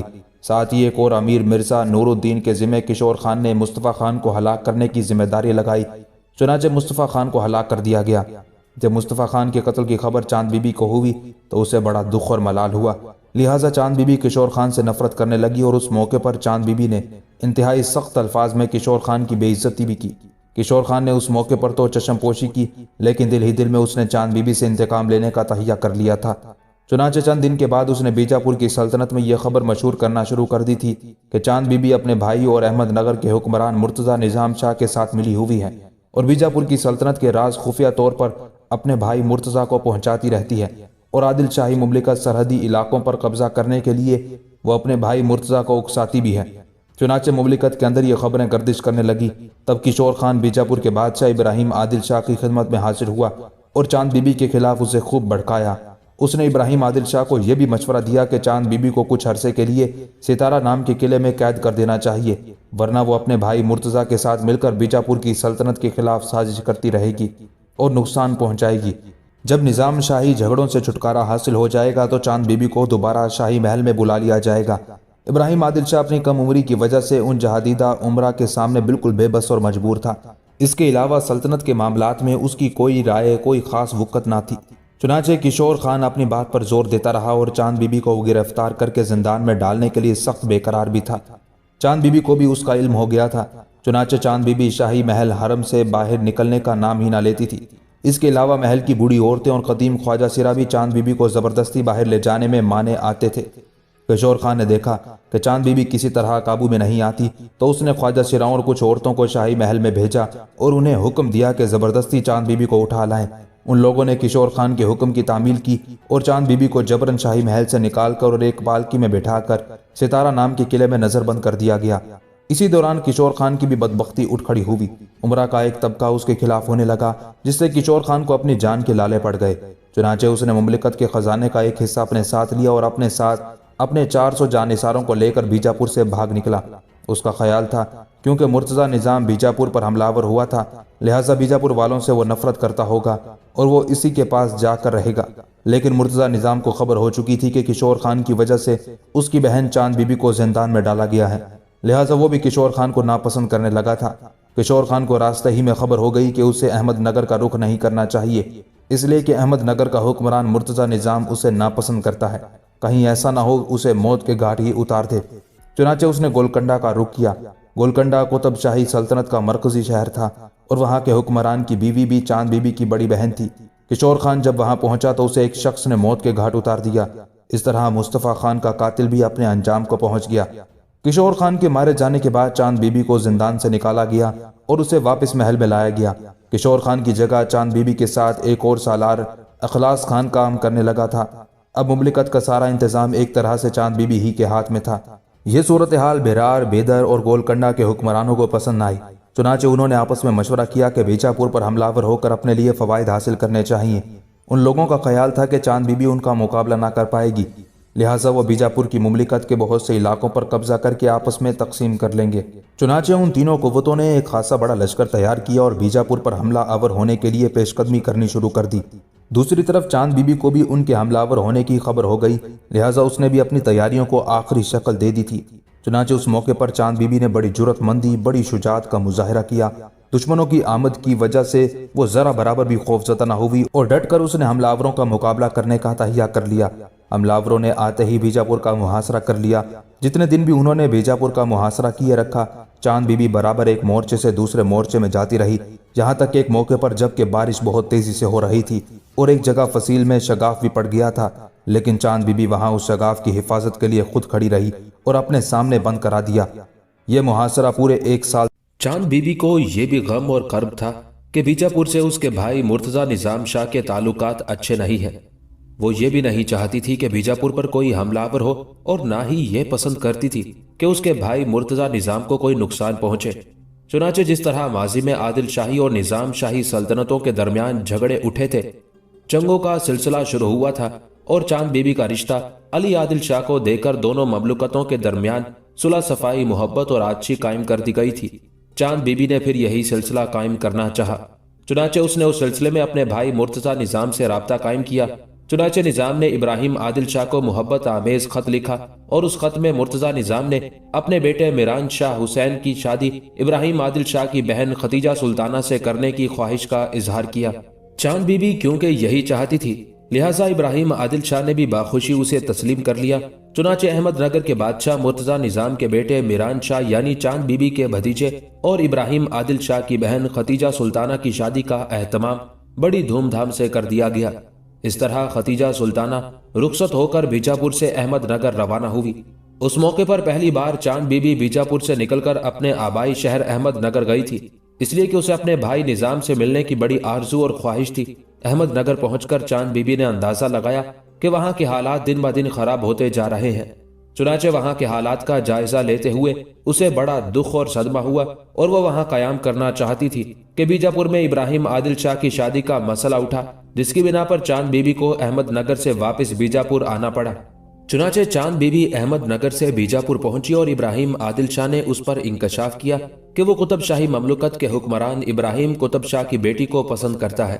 چنانچہ اس کی خواہش کا احترام کرتے ہوئے گولکنڈہ کی طرف قاصد بھجوائے گئے اور رشتہ مانگا گیا اور قطب شاہیوں نے یہ رشتہ تسلیم کر لیا۔ لیکن اسی دوران ایک اور مصیبت اٹھ کھڑی ہوئی، اس لیے کہ جب ابراہیم عادل شاہ اور قطب شاہی شہزادی کا نکاح ہو گیا اور اس نکاح کی اطلاع احمد نگر کے حکمران مرتضیٰ نظام شاہ کو ہوئی تو وہ بڑا خفا اور برہم ہوا، اس لیے کہ شہزادی کا جس سے نکاح ہوا تھا وہ ابراہیم قطب شاہ کی بیٹی اور گولکنڈہ کے موجودہ حکمران محمد قلی قطب شاہ کی بہن تھی۔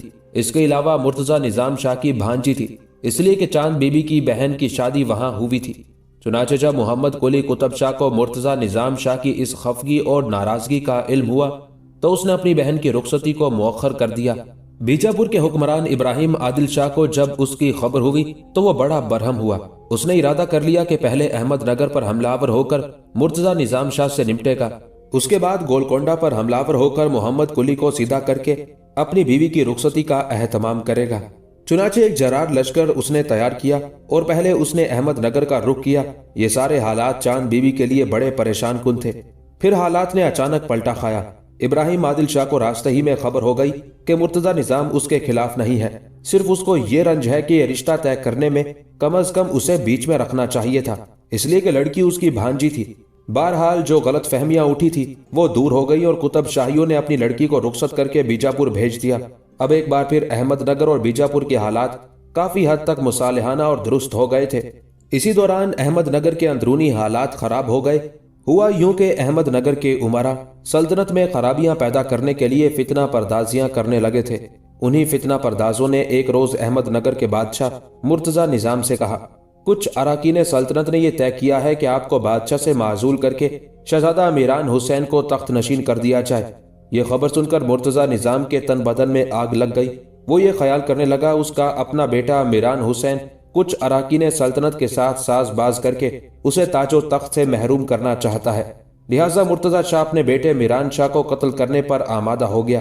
اس موقع پر مرتضی نظام نے اپنے بیٹے میران شاہ کو گرفتار کرنے کی کوشش کی، لیکن سلطنت کے کچھ سرکردہ امراء کیونکہ میران شاہ کے ساتھ تھے لہٰذا وہ بچ نکلا اور گرفتار نہ ہو سکا۔ اس طرح دونوں باپ بیٹے کے درمیان نفرت اور دوری کی خلیج گہری ہوتی چلی گئی۔ پھر ایک بہت بڑا حادثہ پیش آیا، اور وہ یہ کہ ایک خواجہ سرا نے سازش سے کام لیتے ہوئے احمد نگر کے بادشاہ مرتضی خان کے کھانے میں زہر ملا دیا۔ اس نے جب یہ کھانا کھایا اس کے پیٹ میں درد ہونے لگا اور متلی ہونے لگی اور اس کی آنتوں میں درد رہنے لگا، یہاں تک کہ وہ سواری کے قابل نہ رہا اور بیمار پڑ گیا۔ مورخین لکھتے ہیں کہ مرتضی خان اور میران حسین کے درمیان نفرت اور دوری ایسی گہری ہو چکی تھی کہ جب مرتضی خان بیمار پڑ گیا، حرکت کرنے کے قابل نہ رہا، تب میران حسین نے سمجھا کہ اب اسے اپنے باپ سے کوئی خطرہ نہیں ہے۔ چنانچہ وہ ایک روز اپنے باپ کے پاس آیا۔ انتہائی بے ادبی اور انتہائی بے مروتی سے وہ اپنے باپ سے پیش آیا۔ اس موقع پر میران حسین نے بڑے ناپسندیدہ الفاظ اپنے باپ کے حق میں ادا کیے۔ یہ الفاظ سن کر احمد نگر کا بادشاہ مرتضی نظام حیرت کی نگاہوں سے اپنے بیٹے میران حسین کی طرف دیکھتا رہا، یہاں تک کہ میران حسین نے اپنی تلوار اپنے باپ کے سینے پر رکھ دی اور کہا، جی چاہتا ہے کہ تلوار کو تیرے سینے میں اتنے زور سے گھونپ دوں کہ پیٹھ کی طرف نکل جائے۔ اپنے بیٹے کے ان الفاظ پر نظام شاہ نے ٹھنڈی آہ بھر کر کہا، ارے مردود، اے آگ شدہ بیٹے، تیرا باپ اب چند روز کا مہمان ہے، تو اگر اس پر رحم کرے تو ٹھیک ہے، ورنہ جو تیرے جی میں آئے کر لے۔ مرتضی نظام شاہ کیونکہ ان دنوں سخت بیمار تھا لہٰذا اس کے بیٹے میران حسین نے من مانی کرنا شروع کر دی تھی۔ چنانچہ اس نے اپنے باپ کو ٹھکانے لگانے کا فیصلہ کر لیا۔ میران حسین نے یہ بھی نہ سوچا کہ اس کا باپ آخری دموں پر ہے، چند روز کا مہمان ہے، لہٰذا اسے اس کی خدمت کرنی چاہیے۔ بیماری کی حالت میں بھی اس نے اپنے باپ کی حالت پر رحم نہ کھایا اور اس نے حکم دیا کہ بادشاہ کو حمام میں لے جایا جائے، حمام کا دروازہ بند کر کے اس کے نیچے انتہائی تیز آگ روشن کی جائے اور حمام کے تمام سوراخ بند کر دیے جائیں اور بادشاہ تک پانی کی ایک بوند تک نہ پہنچنے دی جائے۔ یوں میران حسین حمام میں اپنے باپ کا خاتمہ کرنے کے بعد احمد نگر کا حکمران ہوا۔ یہ حالات چاند بی بی کے لیے ناقابل برداشت تھے، چنانچہ ایک بار پھر وہ بیجاپور سے احمد نگر منتقل ہو گئی۔ دوسری طرف میران حسین کو تخت و تاج حاصل کرنے میں اسے ایک امیر مرزا خان نے بڑی مدد کی تھی۔ چنانچہ حکمران بننے کے بعد اس نے مرزا خان کو تمام سیاہ و سفید کا مالک بنا دیا۔ چنانچہ سازشی مرزا خان نے یہ ارادہ کیا کہ میران حسین کو الگ کر کے حکومت کی باغ دوڑ اپنے ہاتھ میں لے لے۔ دوسری طرف میران حسین شرپسند، شکی مزاج اور کینہ پرور انسان تھا، اس وجہ سے مرزا کو اپنی آرزو پوری کرنے کا موقع نہ ملا۔ بادشاہ نے اپنے دایا زادوں اور دوسرے دوستوں کو اپنے امیروں میں شامل کیا اور ہر روز شب و روز عیش و عشرت میں بسر کرنے لگا۔ میران شاہ اوباش اور بدمعاش قسم کا انسان تھا۔ اس کی عادت تھی کہ وہ رات کے وقت مست اور سرشار ہو کر اوباشوں اور کمینوں کے ہمراہ شہر میں گشت لگایا کرتا تھا اور جو شخص بھی سامنے آتا اسے ہلاک کر دیا کرتا تھا۔ چاند بی بی کے لیے اپنے بھتیجے میران حسین کے یہ سارے کارنامے ناقابل برداشت تھے۔ چاند بی بی تو اپنے باپ کی سلطنت کو سنوارنے آئی تھی، لیکن یہاں حالات دن بہ دن خراب ہوتے چلے جا رہے تھے۔ وہ آنکھیں بند کر کے مرزا خان پر اعتبار کیا کرتا تھا، یہاں تک کہ اس کے بد کردار دوستوں کے ایک گروہ نے ایک بار اس سے کہا، مرزا خان نے تمہارے باپ مرتضی نظام شاہ کے بھائی شہزادہ قاسم کو قلعہ جنیر سے خفیہ طور پر اپنے مکان میں ٹھہرایا ہے تاکہ موقع پا کر تم کو معزول کر دیا جائے اور قاسم کو تاج و تخت کا مالک بنا دیا جائے۔ یہ سن کر میران حسین بڑا پریشان ہوا، لہٰذا اس نے فوراً مرزا خان کو گرفتار کر لیا۔ دوسرے دن بادشاہ کو علم ہوا کہ مرزا خان کے بارے میں جو کچھ اسے بتایا گیا تھا وہ سب کچھ غلط ہے۔ چنانچہ بادشاہ نے مرزا خان کو رہا کر کے اس کے منصب پر اسے بحال کر دیا اور اس کی پہلے کی طرح عزت افزائی کرنے لگا۔ اب مرزا خان کا اقتدار پہلے سے کہیں زیادہ بڑھ گیا تھا۔ بادشاہ کے رضائی بھائی آنکس خان اور طاہر خان کو یہ بات ناگوار گزری اور وہ ہر وقت بادشاہ میران حسین سے مرزا خان کی شکایتیں کرنے لگے۔ میران حسین بھی اپنے بھائیوں کی شکایتوں سے متاثر ہوا، کبھی کہتا میں مرزا خان کو ہاتھی کے پاؤں تلے کچلوا دوں گا، کبھی کہتا میں گرفتار کر کے موت کے گھاٹ اتار دوں گا، اور یہ ساری خبریں مرزا خان تک بھی پہنچنے لگی۔ چنانچہ مرزا خان کو معلوم ہو گیا کہ بادشاہ اس سے متعلق کن کن خیالات کا اظہار کر رہا ہے۔ چنانچہ اس نے اپنے اقتدار کو قائم رکھنے کے لیے میران حسین کو معزول کرنے کا فیصلہ کر لیا۔ مرزا خان نے ایک بہت بڑا قدم اٹھایا۔ چاند بی بی کے ایک بھائی کا نام برہان شاہ تھا، اس کے دو بیٹے تھے، ایک کا نام ابراہیم اور دوسرے کا نام اسماعیل۔ دونوں بھاگ کر آگرہ میں شہنشاہ اکبر کے پاس چلے گئے تھے۔ مرزا خان نے ان میں سے اسماعیل کو احمد نگر کے تاج و تخت کا مالک بنانے کا تہیہ کر لیا۔ چنانچہ اس نے اسماعیل کو بلایا۔ اس کے بعد مرزا خان نے اپنے سارے حلیفوں اور بہی خواہوں کو جمع کیا اور قلعے کا دروازہ بند کر کے بادشاہ میران حسین کو گرفتار کر لیا۔ چنانچہ میران حسین کو گرفتار کرنے کے بعد مرزا خان نے اسماعیل کو احمد نگر کا بادشاہ بنا دیا۔ اس وقت اسماعیل کی عمر صرف 9 سال کی تھی۔ جس وقت یہ ہنگامہ آرائی ہو رہی تھی، اس وقت قلعے کے دروازے پر میران حسین کا وفادار سالار جمال خان نمودار ہوا۔ اس نے میران حسین سے ملنے کی خواہش کا اظہار کیا اور مرزا خان سے کہا، ہمیں یا تو بادشاہ کی صورت دکھائی جائے یا ہمیں اس کے حضور میں حاضر ہونے کی اجازت دی جائے، اس لیے کہ جمال خان کو شک ہو گیا تھا کہ میران حسین کو گرفتار کر لیا گیا ہے۔ چنانچہ مرزا خان نے نہایت متکبرانہ انداز میں کہا، میران حسین اس قابل نہیں ہے کہ اسے بادشاہ رکھا جائے۔ اب ہم سب کا بادشاہ اسماعیل ہے، وہ ابھی باہر آ کر تم سب کا سلام قبول کرے گا۔ جمال خان برہم ہوا اور سارے شہر میں منادی کرا دی کہ مرزا خان نے میران حسین کو قید کر لیا اور کسی اور کو بادشاہ بنا لیا ہے۔ چنانچہ جمال خان کی اس منادی سے لوگوں کے اندر اشتعال پھیل گیا اور لوگ گروہ در گروہ قلعے کے پاس جمع ہونے لگے، حتیٰ کہ 5-6 ہزار افراد کا مجمع وہاں جمع ہو گیا اور ان کے ساتھ جمال خان نے قلعے پر حملہ آور ہونے کا فیصلہ کر لیا۔ مرزا خان نے ان کا مقابلہ کرنے کا تہیہ کر لیا۔ اس موقع پر کسی نے مرزا خان کو یہ مشورہ دیا کہ یہ ساری ہنگامہ آرائی اور ساری تغودو کیونکہ میران حسین کی وجہ سے ہو رہی ہے، اگر میران حسین کو ہی ختم کر دیا جائے تو معاملہ ہی ختم ہو جائے گا۔ چنانچہ مرزا خان کو یہ بات پسند آئی، اس نے میران حسین کو قتل کر دیا۔ اس کے بعد مرزا خان نے میران حسین کا کٹا ہوا سر قلعے کے دروازے کے برج پر لٹکا دیا اور ساتھ ہی بلند آواز میں لوگوں کو مخاطب کر کے کہنے لگا، تم لوگوں کا شور شرابہ میران حسین کے لیے تھا، اس کا سر حاضر ہے۔ تم لوگوں کو چاہیے کہ اسماعیل بن برہان شاہ کو اپنا بادشاہ تسلیم کر لو اور اس کی اطاعت اور وفاداری کا عہد کر کے اپنے اپنے گھروں کو چلے جاؤ۔ میران حسین کیونکہ چاند بی بی کا بھتیجا تھا اور حالات کچھ ایسے پیچیدہ ہو گئے تھے کہ وہ کچھ بھی نہیں کر سکتی تھی۔ باغی احمد نگر کے اندر دندناتے پھر رہے تھے۔ اسی دوران مرزا خان سے نمٹنے کے لیے میران حسین کے مخلص سالار جمال خان نے ایک ترکیب استعمال کی۔ جس وقت میران حسین کا سر کاٹ کر برج کے سامنے لٹکایا گیا، اس وقت قلعے کے پاس سے لگ بھگ 100 بیل گزر رہے تھے جن کے اوپر خشک چارہ لدا ہوا تھا۔ جمال خان نے ان بیلوں کو روک لیا، ان کے اوپر جو خشک چارہ لدا ہوا تھا اس کے ڈھیر قلعے کے دروازے کے سامنے لگا دیے اور چارے کو آگ لگا دی۔ خشک چارے نے فوراً آگ پکڑ لی اور چاروں طرف جب آگ بھڑک اٹھی تو قلعے کا دروازہ بھی جل کر خاکستر ہو گیا۔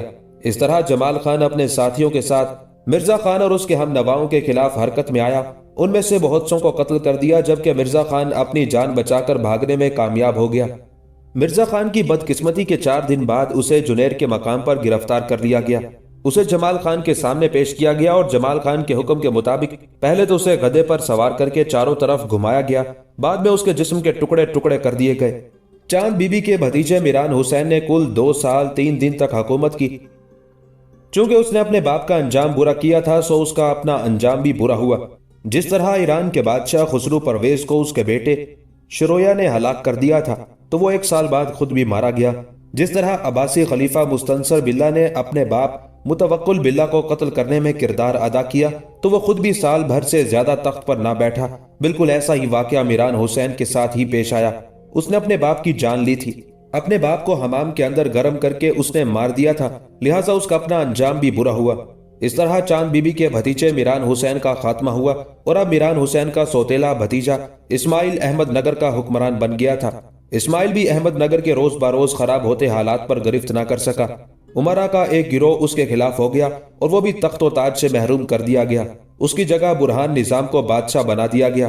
اس کی حکومت بھی مختصر عرصے کے لیے رہی اور اس کی جگہ ابراہیم نظام کو احمد نگر کا حکمران بنا دیا گیا۔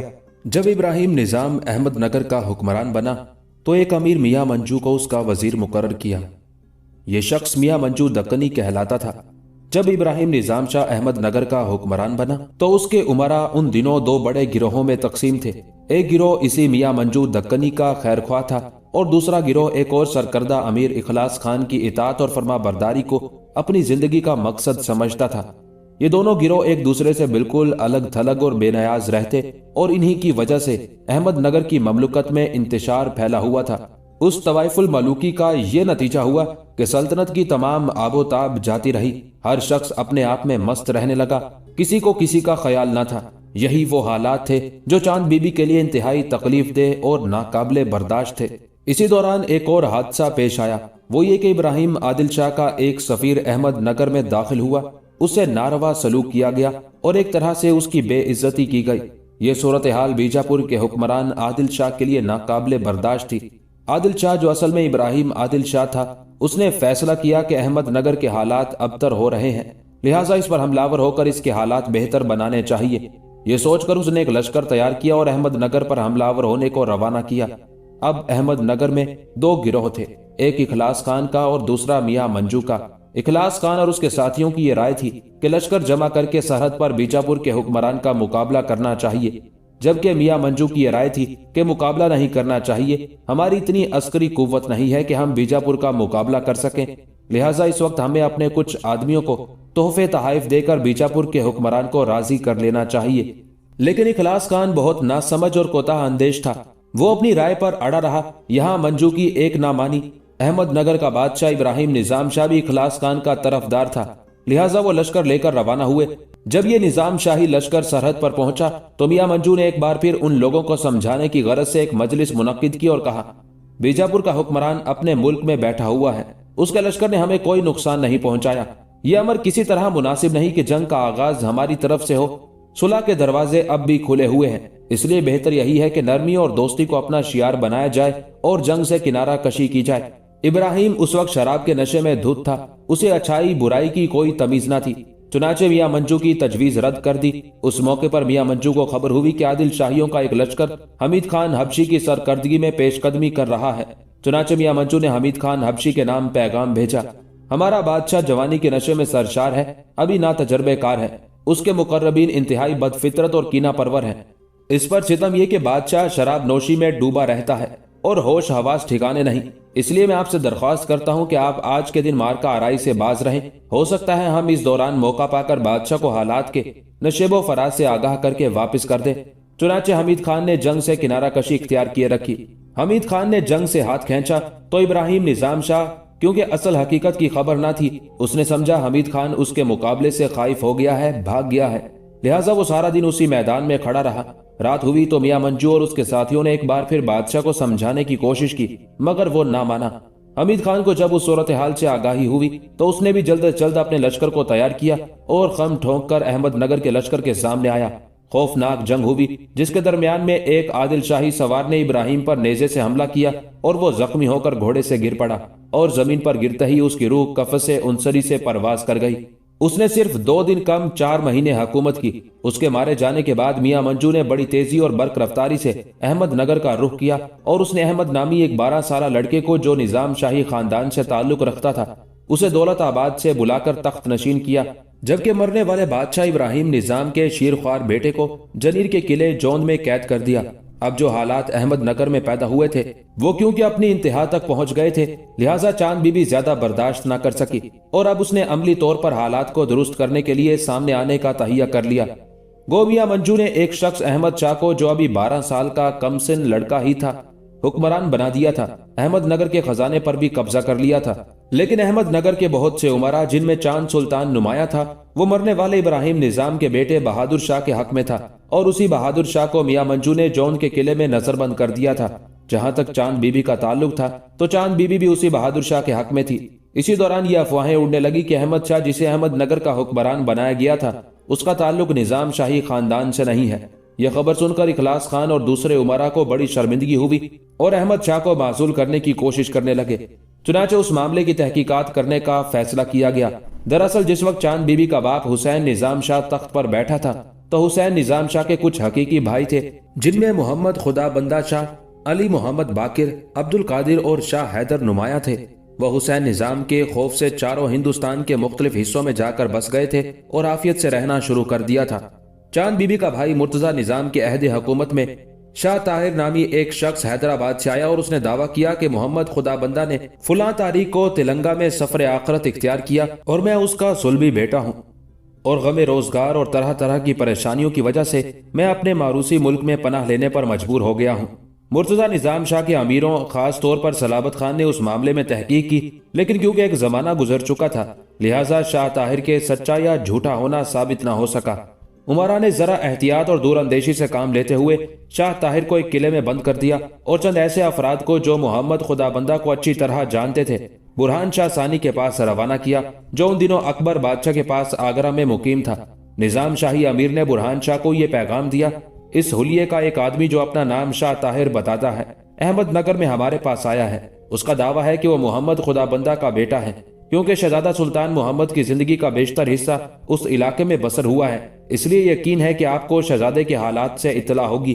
اگر آپ اس سلسلے میں کچھ بتائیں تو ہم آپ کے بڑے ممنون ہوں گے۔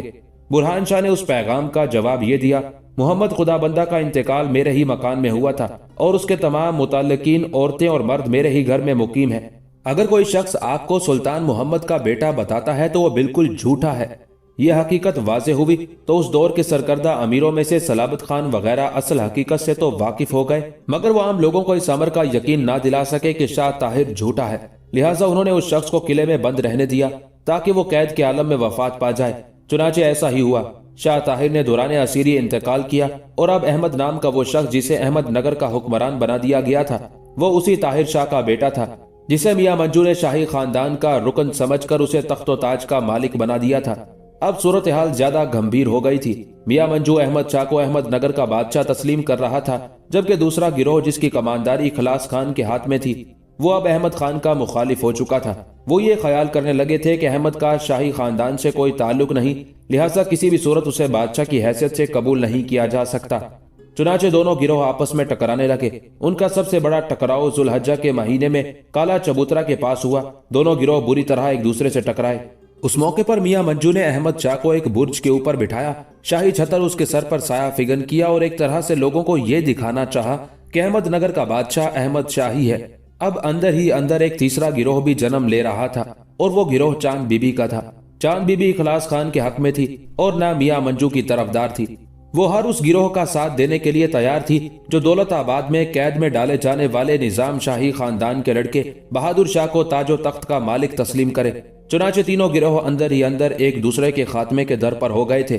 کالا چبوترا کے پاس جب اخلاص خان اور میاں منجو دونوں کے گروہ آپس میں ٹکرائے اور کوئی فیصلہ نہ ہوا تب دونوں پھر زور و شور سے تیاری کرنے لگے۔ میاں منجو نے اپنے ایک ساتھی سالار میاں حسن کو رات کے وقت بہترین قسم کے 700 سواروں کے ساتھ اخلاص خان کے ساتھیوں پر حملہ آور ہونے کے لیے روانہ کیا۔ دونوں گروہوں میں رات کے وقت زبردست ٹکراؤ ہوا۔ اس دوران میں توپ کا ایک گولہ بھی نظام شاہی سلطنت کے بادشاہ احمد شاہ کے قریب گرا، لیکن وہ ہلاک ہونے سے بچ گیا۔ اس ٹکراؤ میں اخلاص خان کا پلہ بھاری رہا اور میاں منجو کے ساتھی پسپا ہوئے اور فرار ہو کر قلعے میں آ گئے۔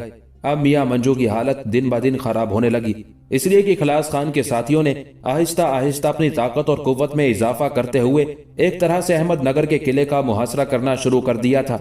میاں منجو کے آدمیوں کو شکست دینے اور مار بھگانے کے بعد اخلاص خان کے آدمیوں نے خوشی کا اظہار کیا اور آپس میں انہوں نے مورچل تقسیم کیے۔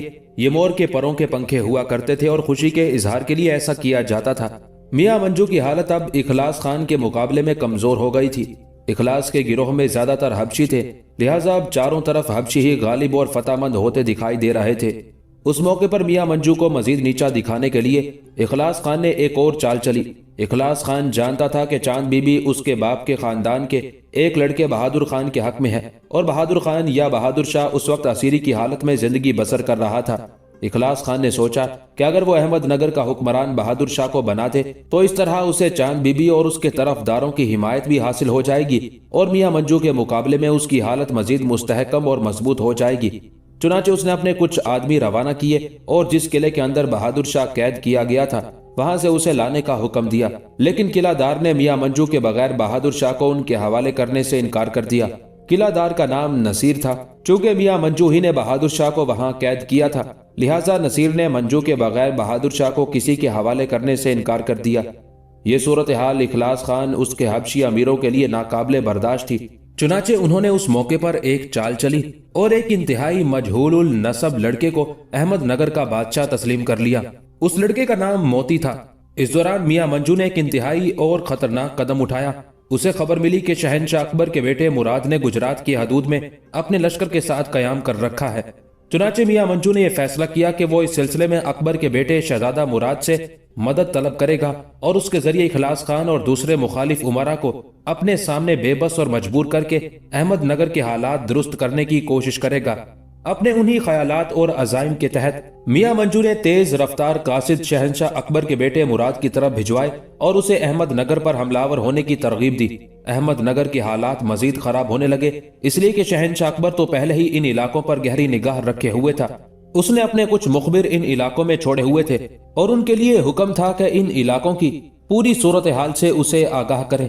शहनशाह अकबर को उन लोगों ने अहमद नगर से मुतलिक ये इत्तला दी कि अहमद नगर के उमरा और हुक्मरान तबका अकबर की बालादस्ती कबूल करने के लिए तैयार नहीं, और ये इत्तला पाकर अकबर सख्त तैश में आया। चुनाचे उसने अपने लड़के मुराद को शुरू में गुजरात की तरफ भेजा था, तहम उसे ये इजाजत दे दी थी कि वो अहमद नगर पर हमलावर होकर उस पर कब्जा कर सकता है। साथ ही अकबर ने अपने बेटे मुराद को दक्कन के मामलात में पूरी तरह मुदाखलत करने की भी इजाजत दे दी थी। अकबर ने सिर्फ अहमद नगर ही नहीं, बीजापुर गोलकोंडा की ममलुकतों पर भी निगाह रखी हुई थी और उनकी सूरत हाल से भी उसके मुखबिर उसे इत्तला कर रहे थे। अब बीजापुर और गोलकोंडा वालों ने यह अक्लमंदी की कि उन्होंने अकबर के नुमाइंदों को तोहफे, तहाइफ और चापलूसी के जरिए मुतमईन कर दिया और आगरा के लिए भी कीमती तहाइफ देकर एक तरह से सूरत हाल को अपने हक में कर लिया। अहमद नगर के हालात क्योंकि मुख्तलिफ थे, वहां इंतशार फैला हुआ था, लिहाजा किसी ने अहमद नगर के हालात से मुतल्लिक शहनशाह अकबर को मुतमईन करने की कोशिश न की। इस दौरान जब अहमद नगर के मियां मंजू के कासिद गुजरात में अपने लश्कर के साथ मुकीम शहजादा मुराद के पास पहुंचे और मंजू का पैगाम शहजादा मुराद को मिला तो मुराद बड़ा खुश हुआ। उसे तो पहले ही शहनशाह अकबर ने अहमद नगर पर हमलावर होने की इजाजत दे रखी थी। अब जो मियां मंजू ने अहमद नगर के हालात से उसे आगाह किया और अहमद नगर पर हमलावर होने की तरगीब दी, तो शहजादा मुराद फौरन अपने लश्कर के साथ हरकत में आया और अहमद नगर की तरफ बढ़ा। अब एक नई सूरत हाल ये सामने आई कि मियां मंजू ने शहजादा मुराद को तो तलब कर लिया था, लेकिन उसकी उस हरकत के चंद ही दिन बाद अहमद नगर में भी एक इंकलाब रूनमा हुआ। वो ये कि उसके मुखालिफ सरदार इखलास के तहत जो हबशी काम कर रहे थे उनके अंदर फूट पड़ गई और वो दो हिस्सों में तकसीम हो गए और आपस में भी टकराते हुए एक तरह से तूफान बदतमीजी शुरू कर दिया। और इस दौरान उन्हीं हबशियों का एक गिरोह इखलास खान को छोड़कर मियां मंजू से मिल गया। इस तरह अहमद नगर में मियां मंजू की हालत पहले की निस्बत बहुत बेहतर हो गई। उस सूरत हाल ने मियां मंजू को बड़ा खुश किया। चुनाचे वो अपने सारे हिमायतियों को लेकर निकला। अहमद नगर की नमाजगाह के करीब वो इखलास खान और उसके हिमायतियों से टकराया और उन्हें बदतरीन शिकस्त दी। इखलास खान और उसके हिमायती हबशियों की बदकिस्मती कि उन्होंने मोती नाम के जिस जवान को अहमद नगर का बादशाह करार दे रखा था, मियां मंजू ने उसे भी गिरफ्तार कर लिया था। चूंकि शहजादा मुराद के अहमद नगर पहुंचने से पहले ही मियां मंजू अपने मुखालिफ पर गालिब आ चुका था, लिहाजा उसे अब मुराद की मदद की कतन जरूरत न थी। उधर मुराद अहमद नगर पहुंचने के लिए गुजरात से रवाना हो चुका था। चुनाचे उसने मियां मंजू से अहमद नगर का किला तलब किया। शहजादा मुराद के पहुंचने से पहले मंजू बड़ा घबराया, अपने किए पर पिछताया। उसे इस बात पर बड़ा अफसोस हुआ कि उसने खामखा शहजादा मुराद को अहमद नगर आने की इजाजत दी। चुनाचे उसका सद्देबाब करने के लिए उसने किले में गल्ला और दीगर सामान का माकूल और मुनासिब इंतजाम किया और अपने एक काबिल एतमाद अमीर अंसार खान को किले का निगरान मुकर्रर करके खुद अहमद नगर के बादशाह अहमद शाह के साथ 8000 सवारों का लश्कर लेकर ओसा की तरफ रवाना हुआ। उधर जाने से मंजू का यह मकसद था कि वहां पहुंचकर अपने लश्कर में मजीद इजाफा करेगा और उस लश्कर के साथ अकबर के बेटे मुराद की राह रोकने की कोशिश करेगा। मियां मंजू अहमद नगर के बादशाह अहमद शाह को लेकर पहले किला ओसा पहुंचा। उसकी गैर मौजूदगी में चांद बीबी ने एक कदम उठाया। चांद बीबी को यह तो इत्तला हो चुकी थी कि मियां मंजू अहमद नगर के बादशाह अहमद शाह को लेकर अहमद नगर से जा चुका है और अपनी जगह उसने एक शख्स अंसार खान को किलादार बनाया है। चांद बीबी जानती थी कि अंसार खान मियां मंजू का मुखलिस है और उसी का आदमी है। उसे यह खदशा हुआ कि दूसरी तरफ शहजादा मुराद भी अहमद नगर पर हमलावर होने के लिए आ रहा है। कहीं ऐसा ना हो कि मियां मंजू का आदमी अंसार खान धोखा देकर किले को दुश्मन के सपुर्द कर दे। लिहाजा उसने दुश्मन की मुदाफियत खुद करने का इरादा किया।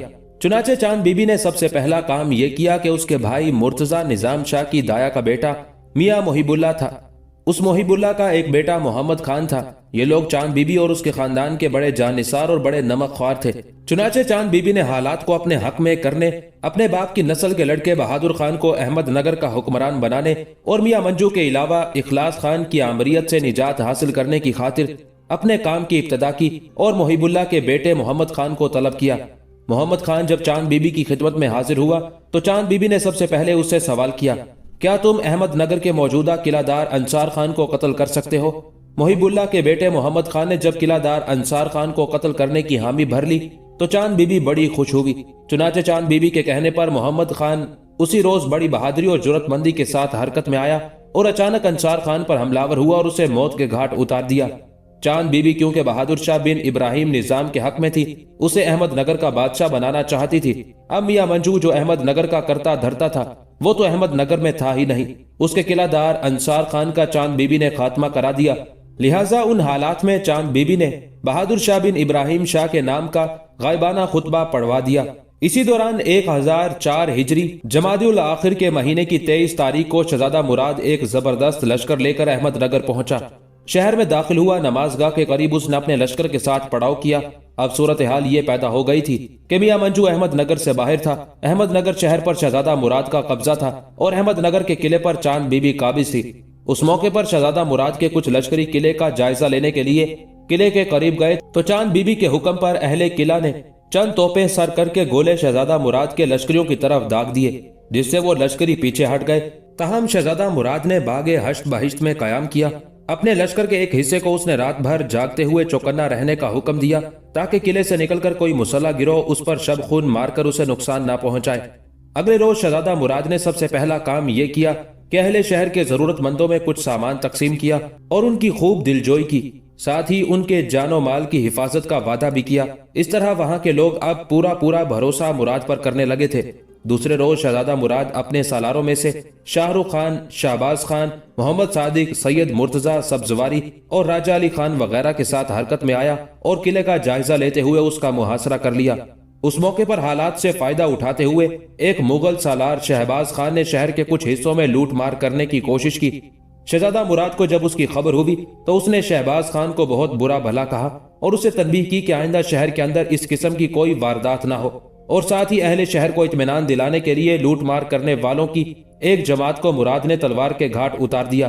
احمد نگر کے حالات کیونکہ اب ابتر تھے، ایک طرف میاں منجو لشکر جمع کر رہا تھا، دوسری طرف چاند بی بی اپنی پوری قوت کے ساتھ قلعے کے اندر محصور تھی، تیسری طرف مراد لشکر لے آیا تھا، اور ایسا اس نے احمد نگر کے لوگوں کی دعوت پر ہی کیا تھا۔ اب تین طاقتیں متحرک تھی، لوگ خوف زدہ تھے کہ یہ ٹکراؤ ضرور ہوگا، لہٰذا جانوں کا نقصان ہوگا۔ اس بنا پر کچھ لوگ جو طاقت اور ذرائع رکھتے تھے احمد نگر چھوڑ کر محفوظ علاقوں کی طرف جانے لگے۔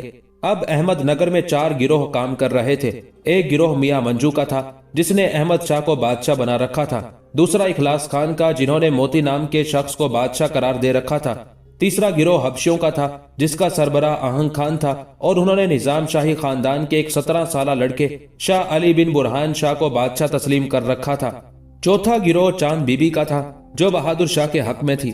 اس موقع پر میاں منجو نے تیز رفتار قاصد عادل شاہ کی طرف بیجاپور بھجوائے اور شہزادہ مراد کے خلاف اس سے مدد طلب کی۔ دوسری طرف چاند بی بی نے بھی اپنے قاصد بیجاپور ابراہیم عادل شاہ کی طرف بھجوائے اور اس نے بھی ابراہیم سے مدد طلب کی۔ اب چاند بی بی نے ایک اور کام کیا، اس نے حبشیوں کے سربراہ آہنگ خان سے رابطہ قائم کیا جو اس وقت 8000 کے ایک لشکر کے ساتھ احمد نگر سے باہر تھا۔ چاند بی بی نے اسے اپنے ساتھ ملا لیا اور اسے یہ پیغام دیا کہ وہ کسی نہ کسی طرح مغل لشکر سے بچتا بچاتا احمد نگر کے قلعے میں اس کے پاس پہنچ جائے۔ چنانچہ آہنگ خان مان گیا اور 8000 کے ایک لشکر کو لے کر وہ احمد نگر کی طرف ہو لیا۔ اس موقع پر اخلاص خان نے بھی فائدہ اٹھانا چاہا، وہ بھی اس وقت اپنے حمایتیوں کے ساتھ احمد نگر سے باہر تھا۔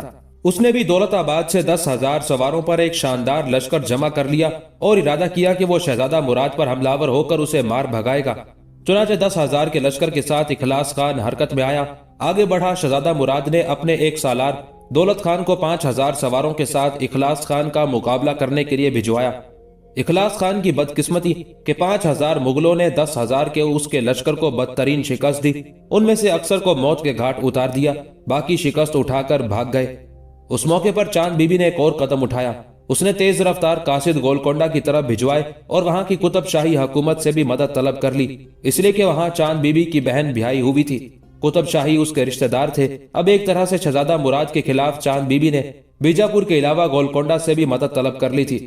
اس موقع پر بیجاپور کے حکمران ابراہیم عادل شاہ نے احمد نگر کے امراء کی طرف پیغام بھجوایا، اس وقت یہی بہتر ہے کہ تم لوگ آپس کے اختلافات کو مٹا کر متفقہ طور پر دشمن کا مقابلہ کرو، اس کے بعد جو شخص حکومت کے قابل ہوگا زمام اقتدار اس کے ہاتھ میں دے دی جائے گی۔ چنانچہ احمد نگر کے امراء نے ابراہیم عادل شاہ کے پیغام کو معقول سمجھا اور باہمی اختلافات کو ختم کر کے متحد ہو کر مقابلہ کرنے کا تہیہ کر لیا۔ ساتھ ہی ابراہیم عادل شاہ نے اپنے ایک سالار سہیل خان خواجہ سرا کی کمانداری میں ایک لشکر شہزادہ مراد کے خلاف احمد نگر کی مدد کے لیے روانہ کر دیا۔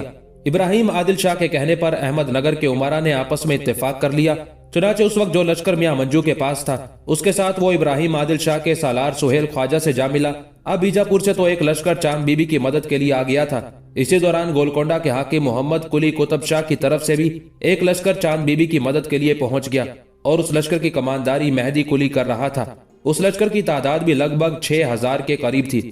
اس طرح اس متحدہ لشکر کے ساتھ ابراہیم عادل شاہ کا سالار سہیل خان احمد نگر کے قریب خیمہ زن ہوا۔ شہزادہ مراد کو بھی احمد نگر کے سارے حکمرانوں کے جمع ہونے اور اتفاق کرنے کی خبر مل گئی تھی، چنانچہ اس نے اپنے سالاروں سے مشورہ کیا اور یہ طے پایا کہ قلعے کی فصیل کے نیچے نقبیں کھودنے اور حصار کی دیوار کو مسمار کرنے کی کوشش کی جائے، اس طرح قلعے کو فتح کیا جا سکتا ہے۔ شہزادے کو یہ رائے بہت پسند آئی، اس نے کام کو پورا کرنے کا حکم دیا۔ چنانچہ مغلوں نے بڑی احتیاط اور کمال ہنرمندی کے ساتھ نقبیں کھودی اور 5 نقبیں کھود کر اور انہیں تیار کر کے رجب کی پہلی تاریخ کو ان نقبوں کو بارود سے بھر کر رکھ دیا۔ چنانچہ مغلوں نے نماز جمعہ کے بعد ان نقبوں کو آگ لگا دینے اور دشمن کو نظر آتش کر دینے کا ارادہ کیا۔ مغلوں کا سالار محمد خان شیرازی اس موقع پر حرکت میں آیا اور اس نے شہزادہ مراد اور مغلوں کے لشکر سے غداری کی اور خفیہ طور پر اہل قلعہ کو اطلاع کر دی کہ مغلوں نے 5 نقبے لگا کر انہیں تباہ و برباد کرنے کے لیے ان کے اندر بارود بھر دیا ہے۔ اہل قلعہ نے شیرازی کا شکریہ ادا کیا اور جہاں جہاں محمد خان شیرازی نے نشاندہی کی تھی، چاند بی بی کے حکم پر وہاں زمین کھودنے اور نقبوں کو بیکار کرنے میں مصروف ہو گئے۔ چنانچہ جمعہ کی نماز کے وقت تک 2 نقبوں کا سراغ لگا لیا گیا اور ان کے اندر سے سارا بارود نکال دیا گیا۔ اس کے بعد دوسری نقبوں کو تلاش کرنا شروع کر دیا۔ جمعہ کی نماز کے بعد مغلوں نے قلعے کا محاصرہ کر لیا۔ انہیں امید تھی کہ جو ہی نقبوں میں آگ لگے گی، قلعے کی دیوار میں شگاف ہوگا اور اس وقت وہ حملہ آور ہو جائیں گے۔ چنانچہ مراد کے حکم سے تمام سالار جنگ کے لیے تیار ہو کر قلعے کے قریب آ گئے۔ شہزادہ مراد نے نقبوں کو آگ لگانے کا حکم دیا۔ اسی وقت قلعے کے لوگ ایک اور نقب کو تلاش کر کے اس میں سے بارود نکال رہے تھے۔ اس دوران مغلوں نے اس نقب کو آگ لگا دی۔ قلعے کی دیوار ٹکڑے ٹکڑے ہو کر اڑنے لگی۔ تقریباً 50 گز دیوار ٹوٹ گئی اور وہ تمام لوگ جو نقب کے قریب کام کر رہے تھے پتھروں اور مٹی کے نیچے آ کر ہلاک ہو گئے۔ چاروں طرف ایک کوہرام برپا ہو گیا۔ اس صورتحال نے چاند بی بی اور اس کے سالاروں کو حواس باختہ کر دیا۔ قلعے کی دیوار گرنے کے باوجود چاند بی بی نے حوصلہ نہ ہارا۔ اسے جب اس واقعے کی اطلاع دی گئی تو جرأت مندانہ اور باحوصلہ چاند بی بی خود مسلح ہو کر پردے سے باہر آ گئی۔ گھوڑے پر سوار ہو کر اس جگہ جا پہنچی جہاں دیوار میں شگاف ہوا تھا۔ اس وقت احمد نگر کے سالاروں میں سے مرتضی خان، آہنگ خان اور شمشیر خان وغیرہ وہاں موجود تھے۔ دوسری طرف شہزادہ مراد اور اس کے سالار اس انتظار میں تھے کہ دوسری نقبوں کو بھی آگ لگے، وہ بھی پھٹیں، دیوار گرے اور وہ اپنے کام کی ابتدا کرے۔ اسی دوران چاند بی بی نے ایک جرأت مندانہ قدم اٹھایا۔ اس نے توپوں، بندوقوں، آتش بازی سے مغلوں کے لشکر پر حملہ آور ہونے کا حکم دے دیا۔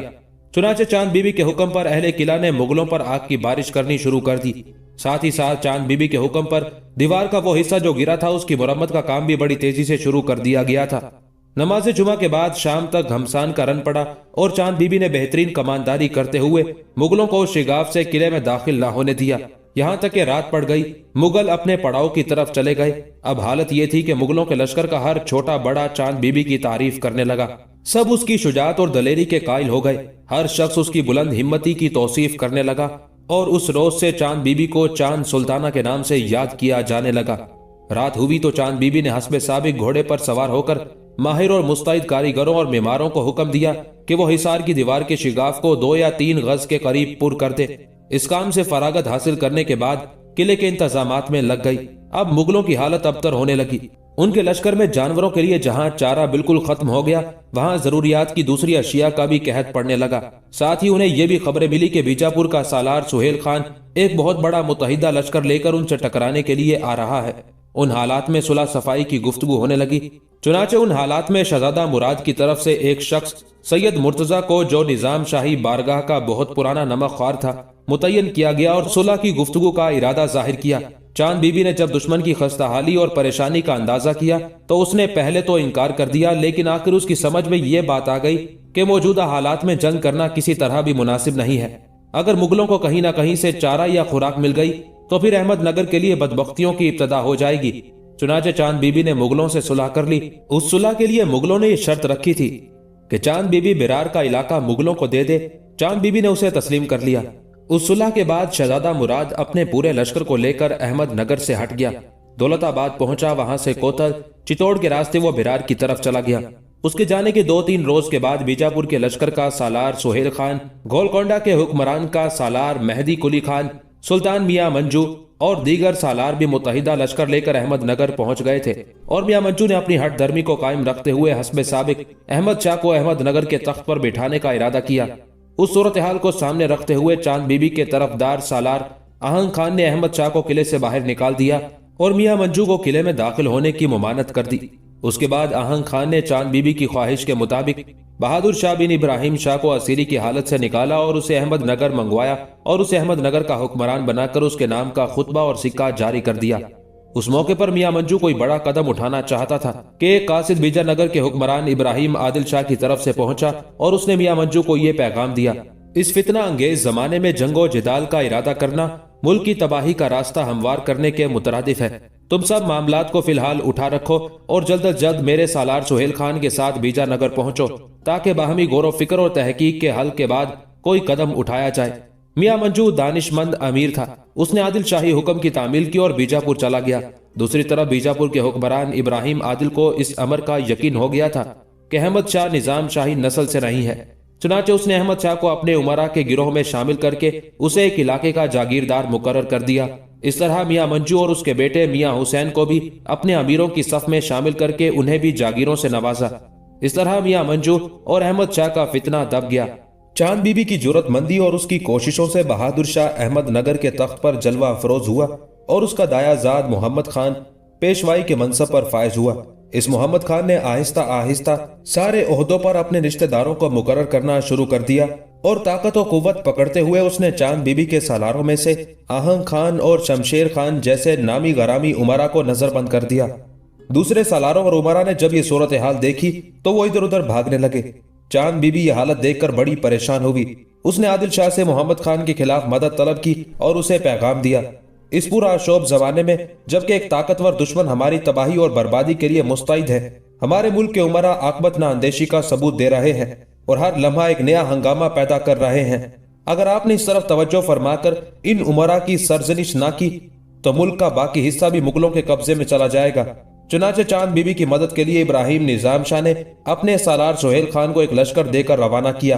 یہ لشکر محمد خان پر حملہ ور ہوا۔ محمد خان کو گرفتار کر کے چاند بی بی کی خدمت میں پیش کیا گیا۔ چاند بی بی نے آہنگ خان کو پیشوائی کے منصب پر مقرر کیا اور ابراہیم شاہ کے سالار سہیل خان کو خلت فاخرہ سے سرفراز کر کے واپس جانے کی اجازت دے دی۔ واپس جاتے ہوئے سہیل خان کو پتہ چلا کہ مغلوں اور چاند بی بی کے درمیان صلح اس بات پر ہوئی تھی کہ بیرار کا علاقہ مغلوں کے حوالے کیا جائے گا، لیکن مغلوں نے بیرار کے ساتھ ساتھ اس سے ملحقہ پاتری کا علاقہ بھی اپنے قبضے میں کر لیا ہے۔ اس نے اس معاملے کی اطلاع چاند بی بی کو دی۔ چنانچہ چاند بی بی نے اپنے قاصد بیجاپور ابراہیم نظام شاہ کے پاس بھجوائے اور اس سے التماس کی کہ وہ پاتری کے علاقے سے مغلوں کو نکالنے میں اس کی مدد کرے۔ چنانچہ ابراہیم عادل شاہ نے سہیل خان کو مغلوں سے مارکہ آرائی کرنے کے لیے مقرر کیا۔ ساتھ ہی چاند بی بی ہی کی درخواست پر گولکنڈہ کے حکمران کی طرف سے بھی مہدی قلی سلطان کی کمانداری میں ایک لشکر پہنچ گیا۔ ان دونوں لشکریوں کی مدد کے لیے چاند بی بی نے احمد نگر سے ہی 60,000 سواروں پر مشتمل ایک جرار لشکر مغلوں کا مقابلہ کرنے کے لیے پاتری کی طرف روانہ کیا۔ جس وقت مغلوں پر حملہ آور ہونے کے لیے 3 بہت بڑے لشکر جمع ہو رہے تھے، جن میں سے ایک لشکر بیجا نگر کا، دوسرا گولکنڈہ کا، تیسرا احمد نگر کا۔ اس وقت شہزادہ مراد کے ماتحت مغلوں کے لشکر سپہ سالار خانہ خانہ جالنا کے مقام پر لشکر کے ایک حصے کے ساتھ پڑاؤ کیے ہوئے تھا، جبکہ خود شہزادہ مراد لشکر کے دوسرے حصے کے ساتھ شاہپور کے مقام پر قیام کیے ہوئے تھا۔ ان حالات میں خانہ خانہ نے شہزادہ مراد کو تو شاہپور ہی میں رہنے کے لیے کہا۔ اس نے ارادہ کیا کہ وہ اکیلا ہی تینوں متحدہ قوتوں سے ٹکرائے گا اور انہیں مار بھگائے گا۔ چنانچہ 20,000 سواروں کے ساتھ وہ مقابلہ کرنے کے لیے آگے بڑھا۔ دوسری طرف حالت یہ تھی کہ متحدہ لشکر میں صرف 60,000 سوار تو چاند بی بی ہی کے تھے، جبکہ سہیل خان اور مہدی قلی خان کے لشکر بھی اتنے ہی تھے۔ اس قدر لشکر جس کی تعداد لاکھوں پر تھی، اس کا مقابلہ 20,000 سواروں کے ساتھ کرنا خانہ خانہ کی غلطی تھی۔ ٹکراؤ شروع ہوا تو حیرت کی بات یہ کہ خانہ خانہ نے 20,000 لشکر کے ساتھ اپنے پہلے ہی حملے میں گولکنڈہ اور چاند بی بی کے لشکر پر ضرب لگا کر انہیں فرار ہونے پر مجبور کر دیا۔ اس موقع پر سہیل خان جو بیجاپور کا سالار تھا وہ حرکت میں آیا۔ اس نے دوسری سمت سے شجاعت کا ناقابل فراموش مظاہرہ کرتے ہوئے مغلوں پر حملہ کیا، جس کے نتیجے میں خانہ خانہ کو شکست ہوئی، لیکن جواب میں خانہ خانہ نے بھی جرأت مندی کا مظاہرہ کیا۔ پسپا ہو کر وہ مناسب جگہ اپنے لشکر کے ساتھ ہو بیٹھا، پھر خم ٹھونک کر سہیل خان کے مقابل آیا۔ دونوں میں خوفناک ٹکرا ہوا، جس کے نتیجے میں خانہ خانہ نے بیجاپور کے سالار سہیل خان کو بدترین شکست دی اور سہیل خان شکست اٹھا کر قلعہ شادرک بھاگ گیا، جبکہ گولکنڈہ اور نظام شاہی لشکر پہلے ہی خانہ خانہ کے ہاتھوں شکست اٹھا کر اپنے اپنے علاقوں کی طرف بھاگ چکے تھے۔ ان حالات میں مراد خان نے خانہ خانہ کو مشورہ دیا کہ ہمیں آگے بڑھ کر احمد نگر پر قبضہ کر لینا چاہیے۔ لیکن خانہ خانہ کا خیال تھا کہ پہلے برار کے علاقے کو مستحکم کرنا چاہیے، پھر آگے بڑھنا چاہیے۔ مراد اور خانہ خانہ کے ان اختلافات کی وجہ سے اکبر نے خانہ خانہ کو واپس بلا لیا اور اس کی جگہ شیخ ابو الفضل کو دکن کی طرف روانہ کیا۔ اسی دوران چاند بی بی اور اس کے سالار آہنگ خان کے درمیان اختلاف رائے پیدا ہو گیا۔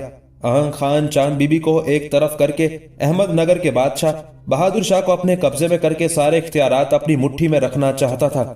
چنانچہ چاند بی بی نے اسے حکم دیا کہ وہ قلعے میں داخل نہ ہوا کرے، قلعے سے باہر رہ کر اپنی دیوانداری کے فرائض انجام دیا کرے۔ چند روز تک تو آہنگ خان نے چاند بی بی کے اس حکم کی تعمیل کی، لیکن بعد میں وہ سرکشی پر اتر آیا اور قلعے کا محاصرہ کر لیا۔ اس کے اور چاند بی بی کے درمیان ٹکراؤ شروع ہو گیا۔ ان حالات کی خبر جب بیجاپور کے حکمران ابراہیم عادل شاہ کو ہوئی تو اس نے چاند بی بی اور آہنگ خان کے درمیان اختلافات کو ختم کرانے کی کوشش کی، لیکن کوئی نتیجہ نہ نکلا۔ روز بروز آہنگ خان کی قوت میں اضافہ ہوتا گیا۔ اسی دوران خانہ خانہ اور شہزادہ مراد کے درمیان اختلافات کی وجہ سے اکبر نے خانہ خانہ کو واپس بلا لیا۔ آہنگ خان خانہ خانہ سے ڈرتا تھا، اس لیے کہ وہ جنگ کا وسیع تجربہ رکھتا تھا۔ خانہ خانہ کے جانے کے بعد اس نے فیصلہ کیا کہ جنیر کے مضبوط اور مستحکم قلعے پر قبضہ کرے، وہاں اپنی قوت جمع کرنے کے بعد چاند بی بی پر ضرب لگائے گا اور احمد نگر پر قبضہ کرے گا۔ چنانچہ احمد نگر سے نکل کر جنیر کے قلعے کی طرف روانہ ہوا۔ اس قلعے میں اس وقت خانہ خانہ کے بعد ایک چھوٹا مغل سالار شیر خواجہ تھا۔ وہ آہنگ خان کا مقابلہ نہ کر سکا اور آہنگ خان نے آگے بڑھ کر جنیر کے قلعے پر قبضہ کر لیا۔ اسی دوران دکن میں اکبر کے بیٹے شہزادہ مراد کا انتقال ہو گیا۔ اس کے انتقال کے بعد اکبر نے شیخ ابو الفضل کو واپس بلا لیا اور اس کی جگہ دوبارہ خانہ خانہ کو روانہ کیا اور اس کے ساتھ اپنے دوسرے بیٹے دانیال کو دکن کے حالات درست کرنے کے لیے روانہ کیا۔ ایسا کرنے کے بعد خود اکبر بھی خانہ خانہ اور اپنے بیٹے دانیال کے پیچھے پیچھے ایک لشکر لے کر دکن کی طرف کوچ کر گیا تھا۔ خانہ خانہ اور دانیال نے آگے بڑھ کر احمد نگر کا محاصرہ کر لیا اور ان کے پیچھے پیچھے اکبر بھی ادھر ہی کا رخ کر رہا تھا۔ ان حالات کی خبر جب چاند بی بی کو ہوئی تو اس نے اپنے ایک سالار جیتا خان خواجہ سرا کو بلایا اور اسے مخاطب کر کے کہنے لگی، آہنگ خان اور دوسرے امیروں کی سرکشی اور ہنگامہ خیزی کا یہ نتیجہ ہے کہ دانیال اور خانہ خانہ نے احمد نگر کا محاصرہ کر لیا ہے اور ان کے پیچھے پیچھے شہنشاہ اکبر بذات خود دکن کی طرف آ رہا ہے۔ ظاہر ہے اب ہمارا قلعہ چند دنوں میں فتح ہو جائے گا۔ اس پر جیتا خان نے چاند بی بی کو مخاطب کر کے کہا، اب تک جو کچھ ہوا اس کا غم کرنا بیکار ہے، اس وقت کیا کیا جائے؟ آپ جو چاہیں گی اسی پر عمل کیا جائے گا۔ چنانچہ چاند بی بی نے کہا، میرا خیال ہے کہ ہمیں یہ قلعہ فوراً شہزادہ دانیال کے سپرد کر کے اپنی عزت اور جان کو بچانا چاہیے۔ اس کے بعد جنیر کے قلعے کی راہ لینی چاہیے اور وہاں پہنچ کر حالات کا انتظار کرنا چاہیے۔ چاند بی بی کی زبان سے یہ کلمات سن کر جیتا خان زور و شور سے شور کرنے لگا، سب لوگوں کو آواز دے کر کہنے لگا۔ چاند بی بی نے اکبری امراء سے ساز باز کر کے قلعہ شہزادہ دانیال کے حوالے کر دینے کا فیصلہ کر لیا ہے۔ چاند بی بی کا یہ فیصلہ سن کر لوگ بہت ناراض ہوئے اور بغیر کچھ سوچے سمجھے مسلح ہو کر حرم سرا میں داخل ہوئے اور انہوں نے چاند بی بی پر حملہ ہو کر بڑی بے رحمی سے اسے قتل کر دیا۔ اتنی دیر تک شہزادہ دانیال اور خانہ خانہ احمد نگر پر حملہ ہوئے، قلعے کو انہوں نے فتح کر لیا۔ احمد نگر کا حکمران بہادر شاہ کے علاوہ جو بھی ان کے سامنے آیا موت کے گھاٹ اتار دیا۔ جیتا خان جس کے کہنے پر چاند بی بی کو ہلاک کیا گیا تھا اسے بھی موت کے گھاٹ اتار دیا گیا۔ اتنی دیر تک اکبر بھی اپنے حصے کا لشکر لے کر برہان پور پہنچ چکا تھا۔ چنانچہ احمد نگر پر مغلوں کا قبضہ ہو گیا اور احمد نگر کے بادشاہ بہادر شاہ کو گرفتار کر کے اکبر کے پاس برہان پور پہنچا دیا گیا۔ یوں احمد نگر اور اس کے ساتھ چاند بی بی کا انجام ہوا۔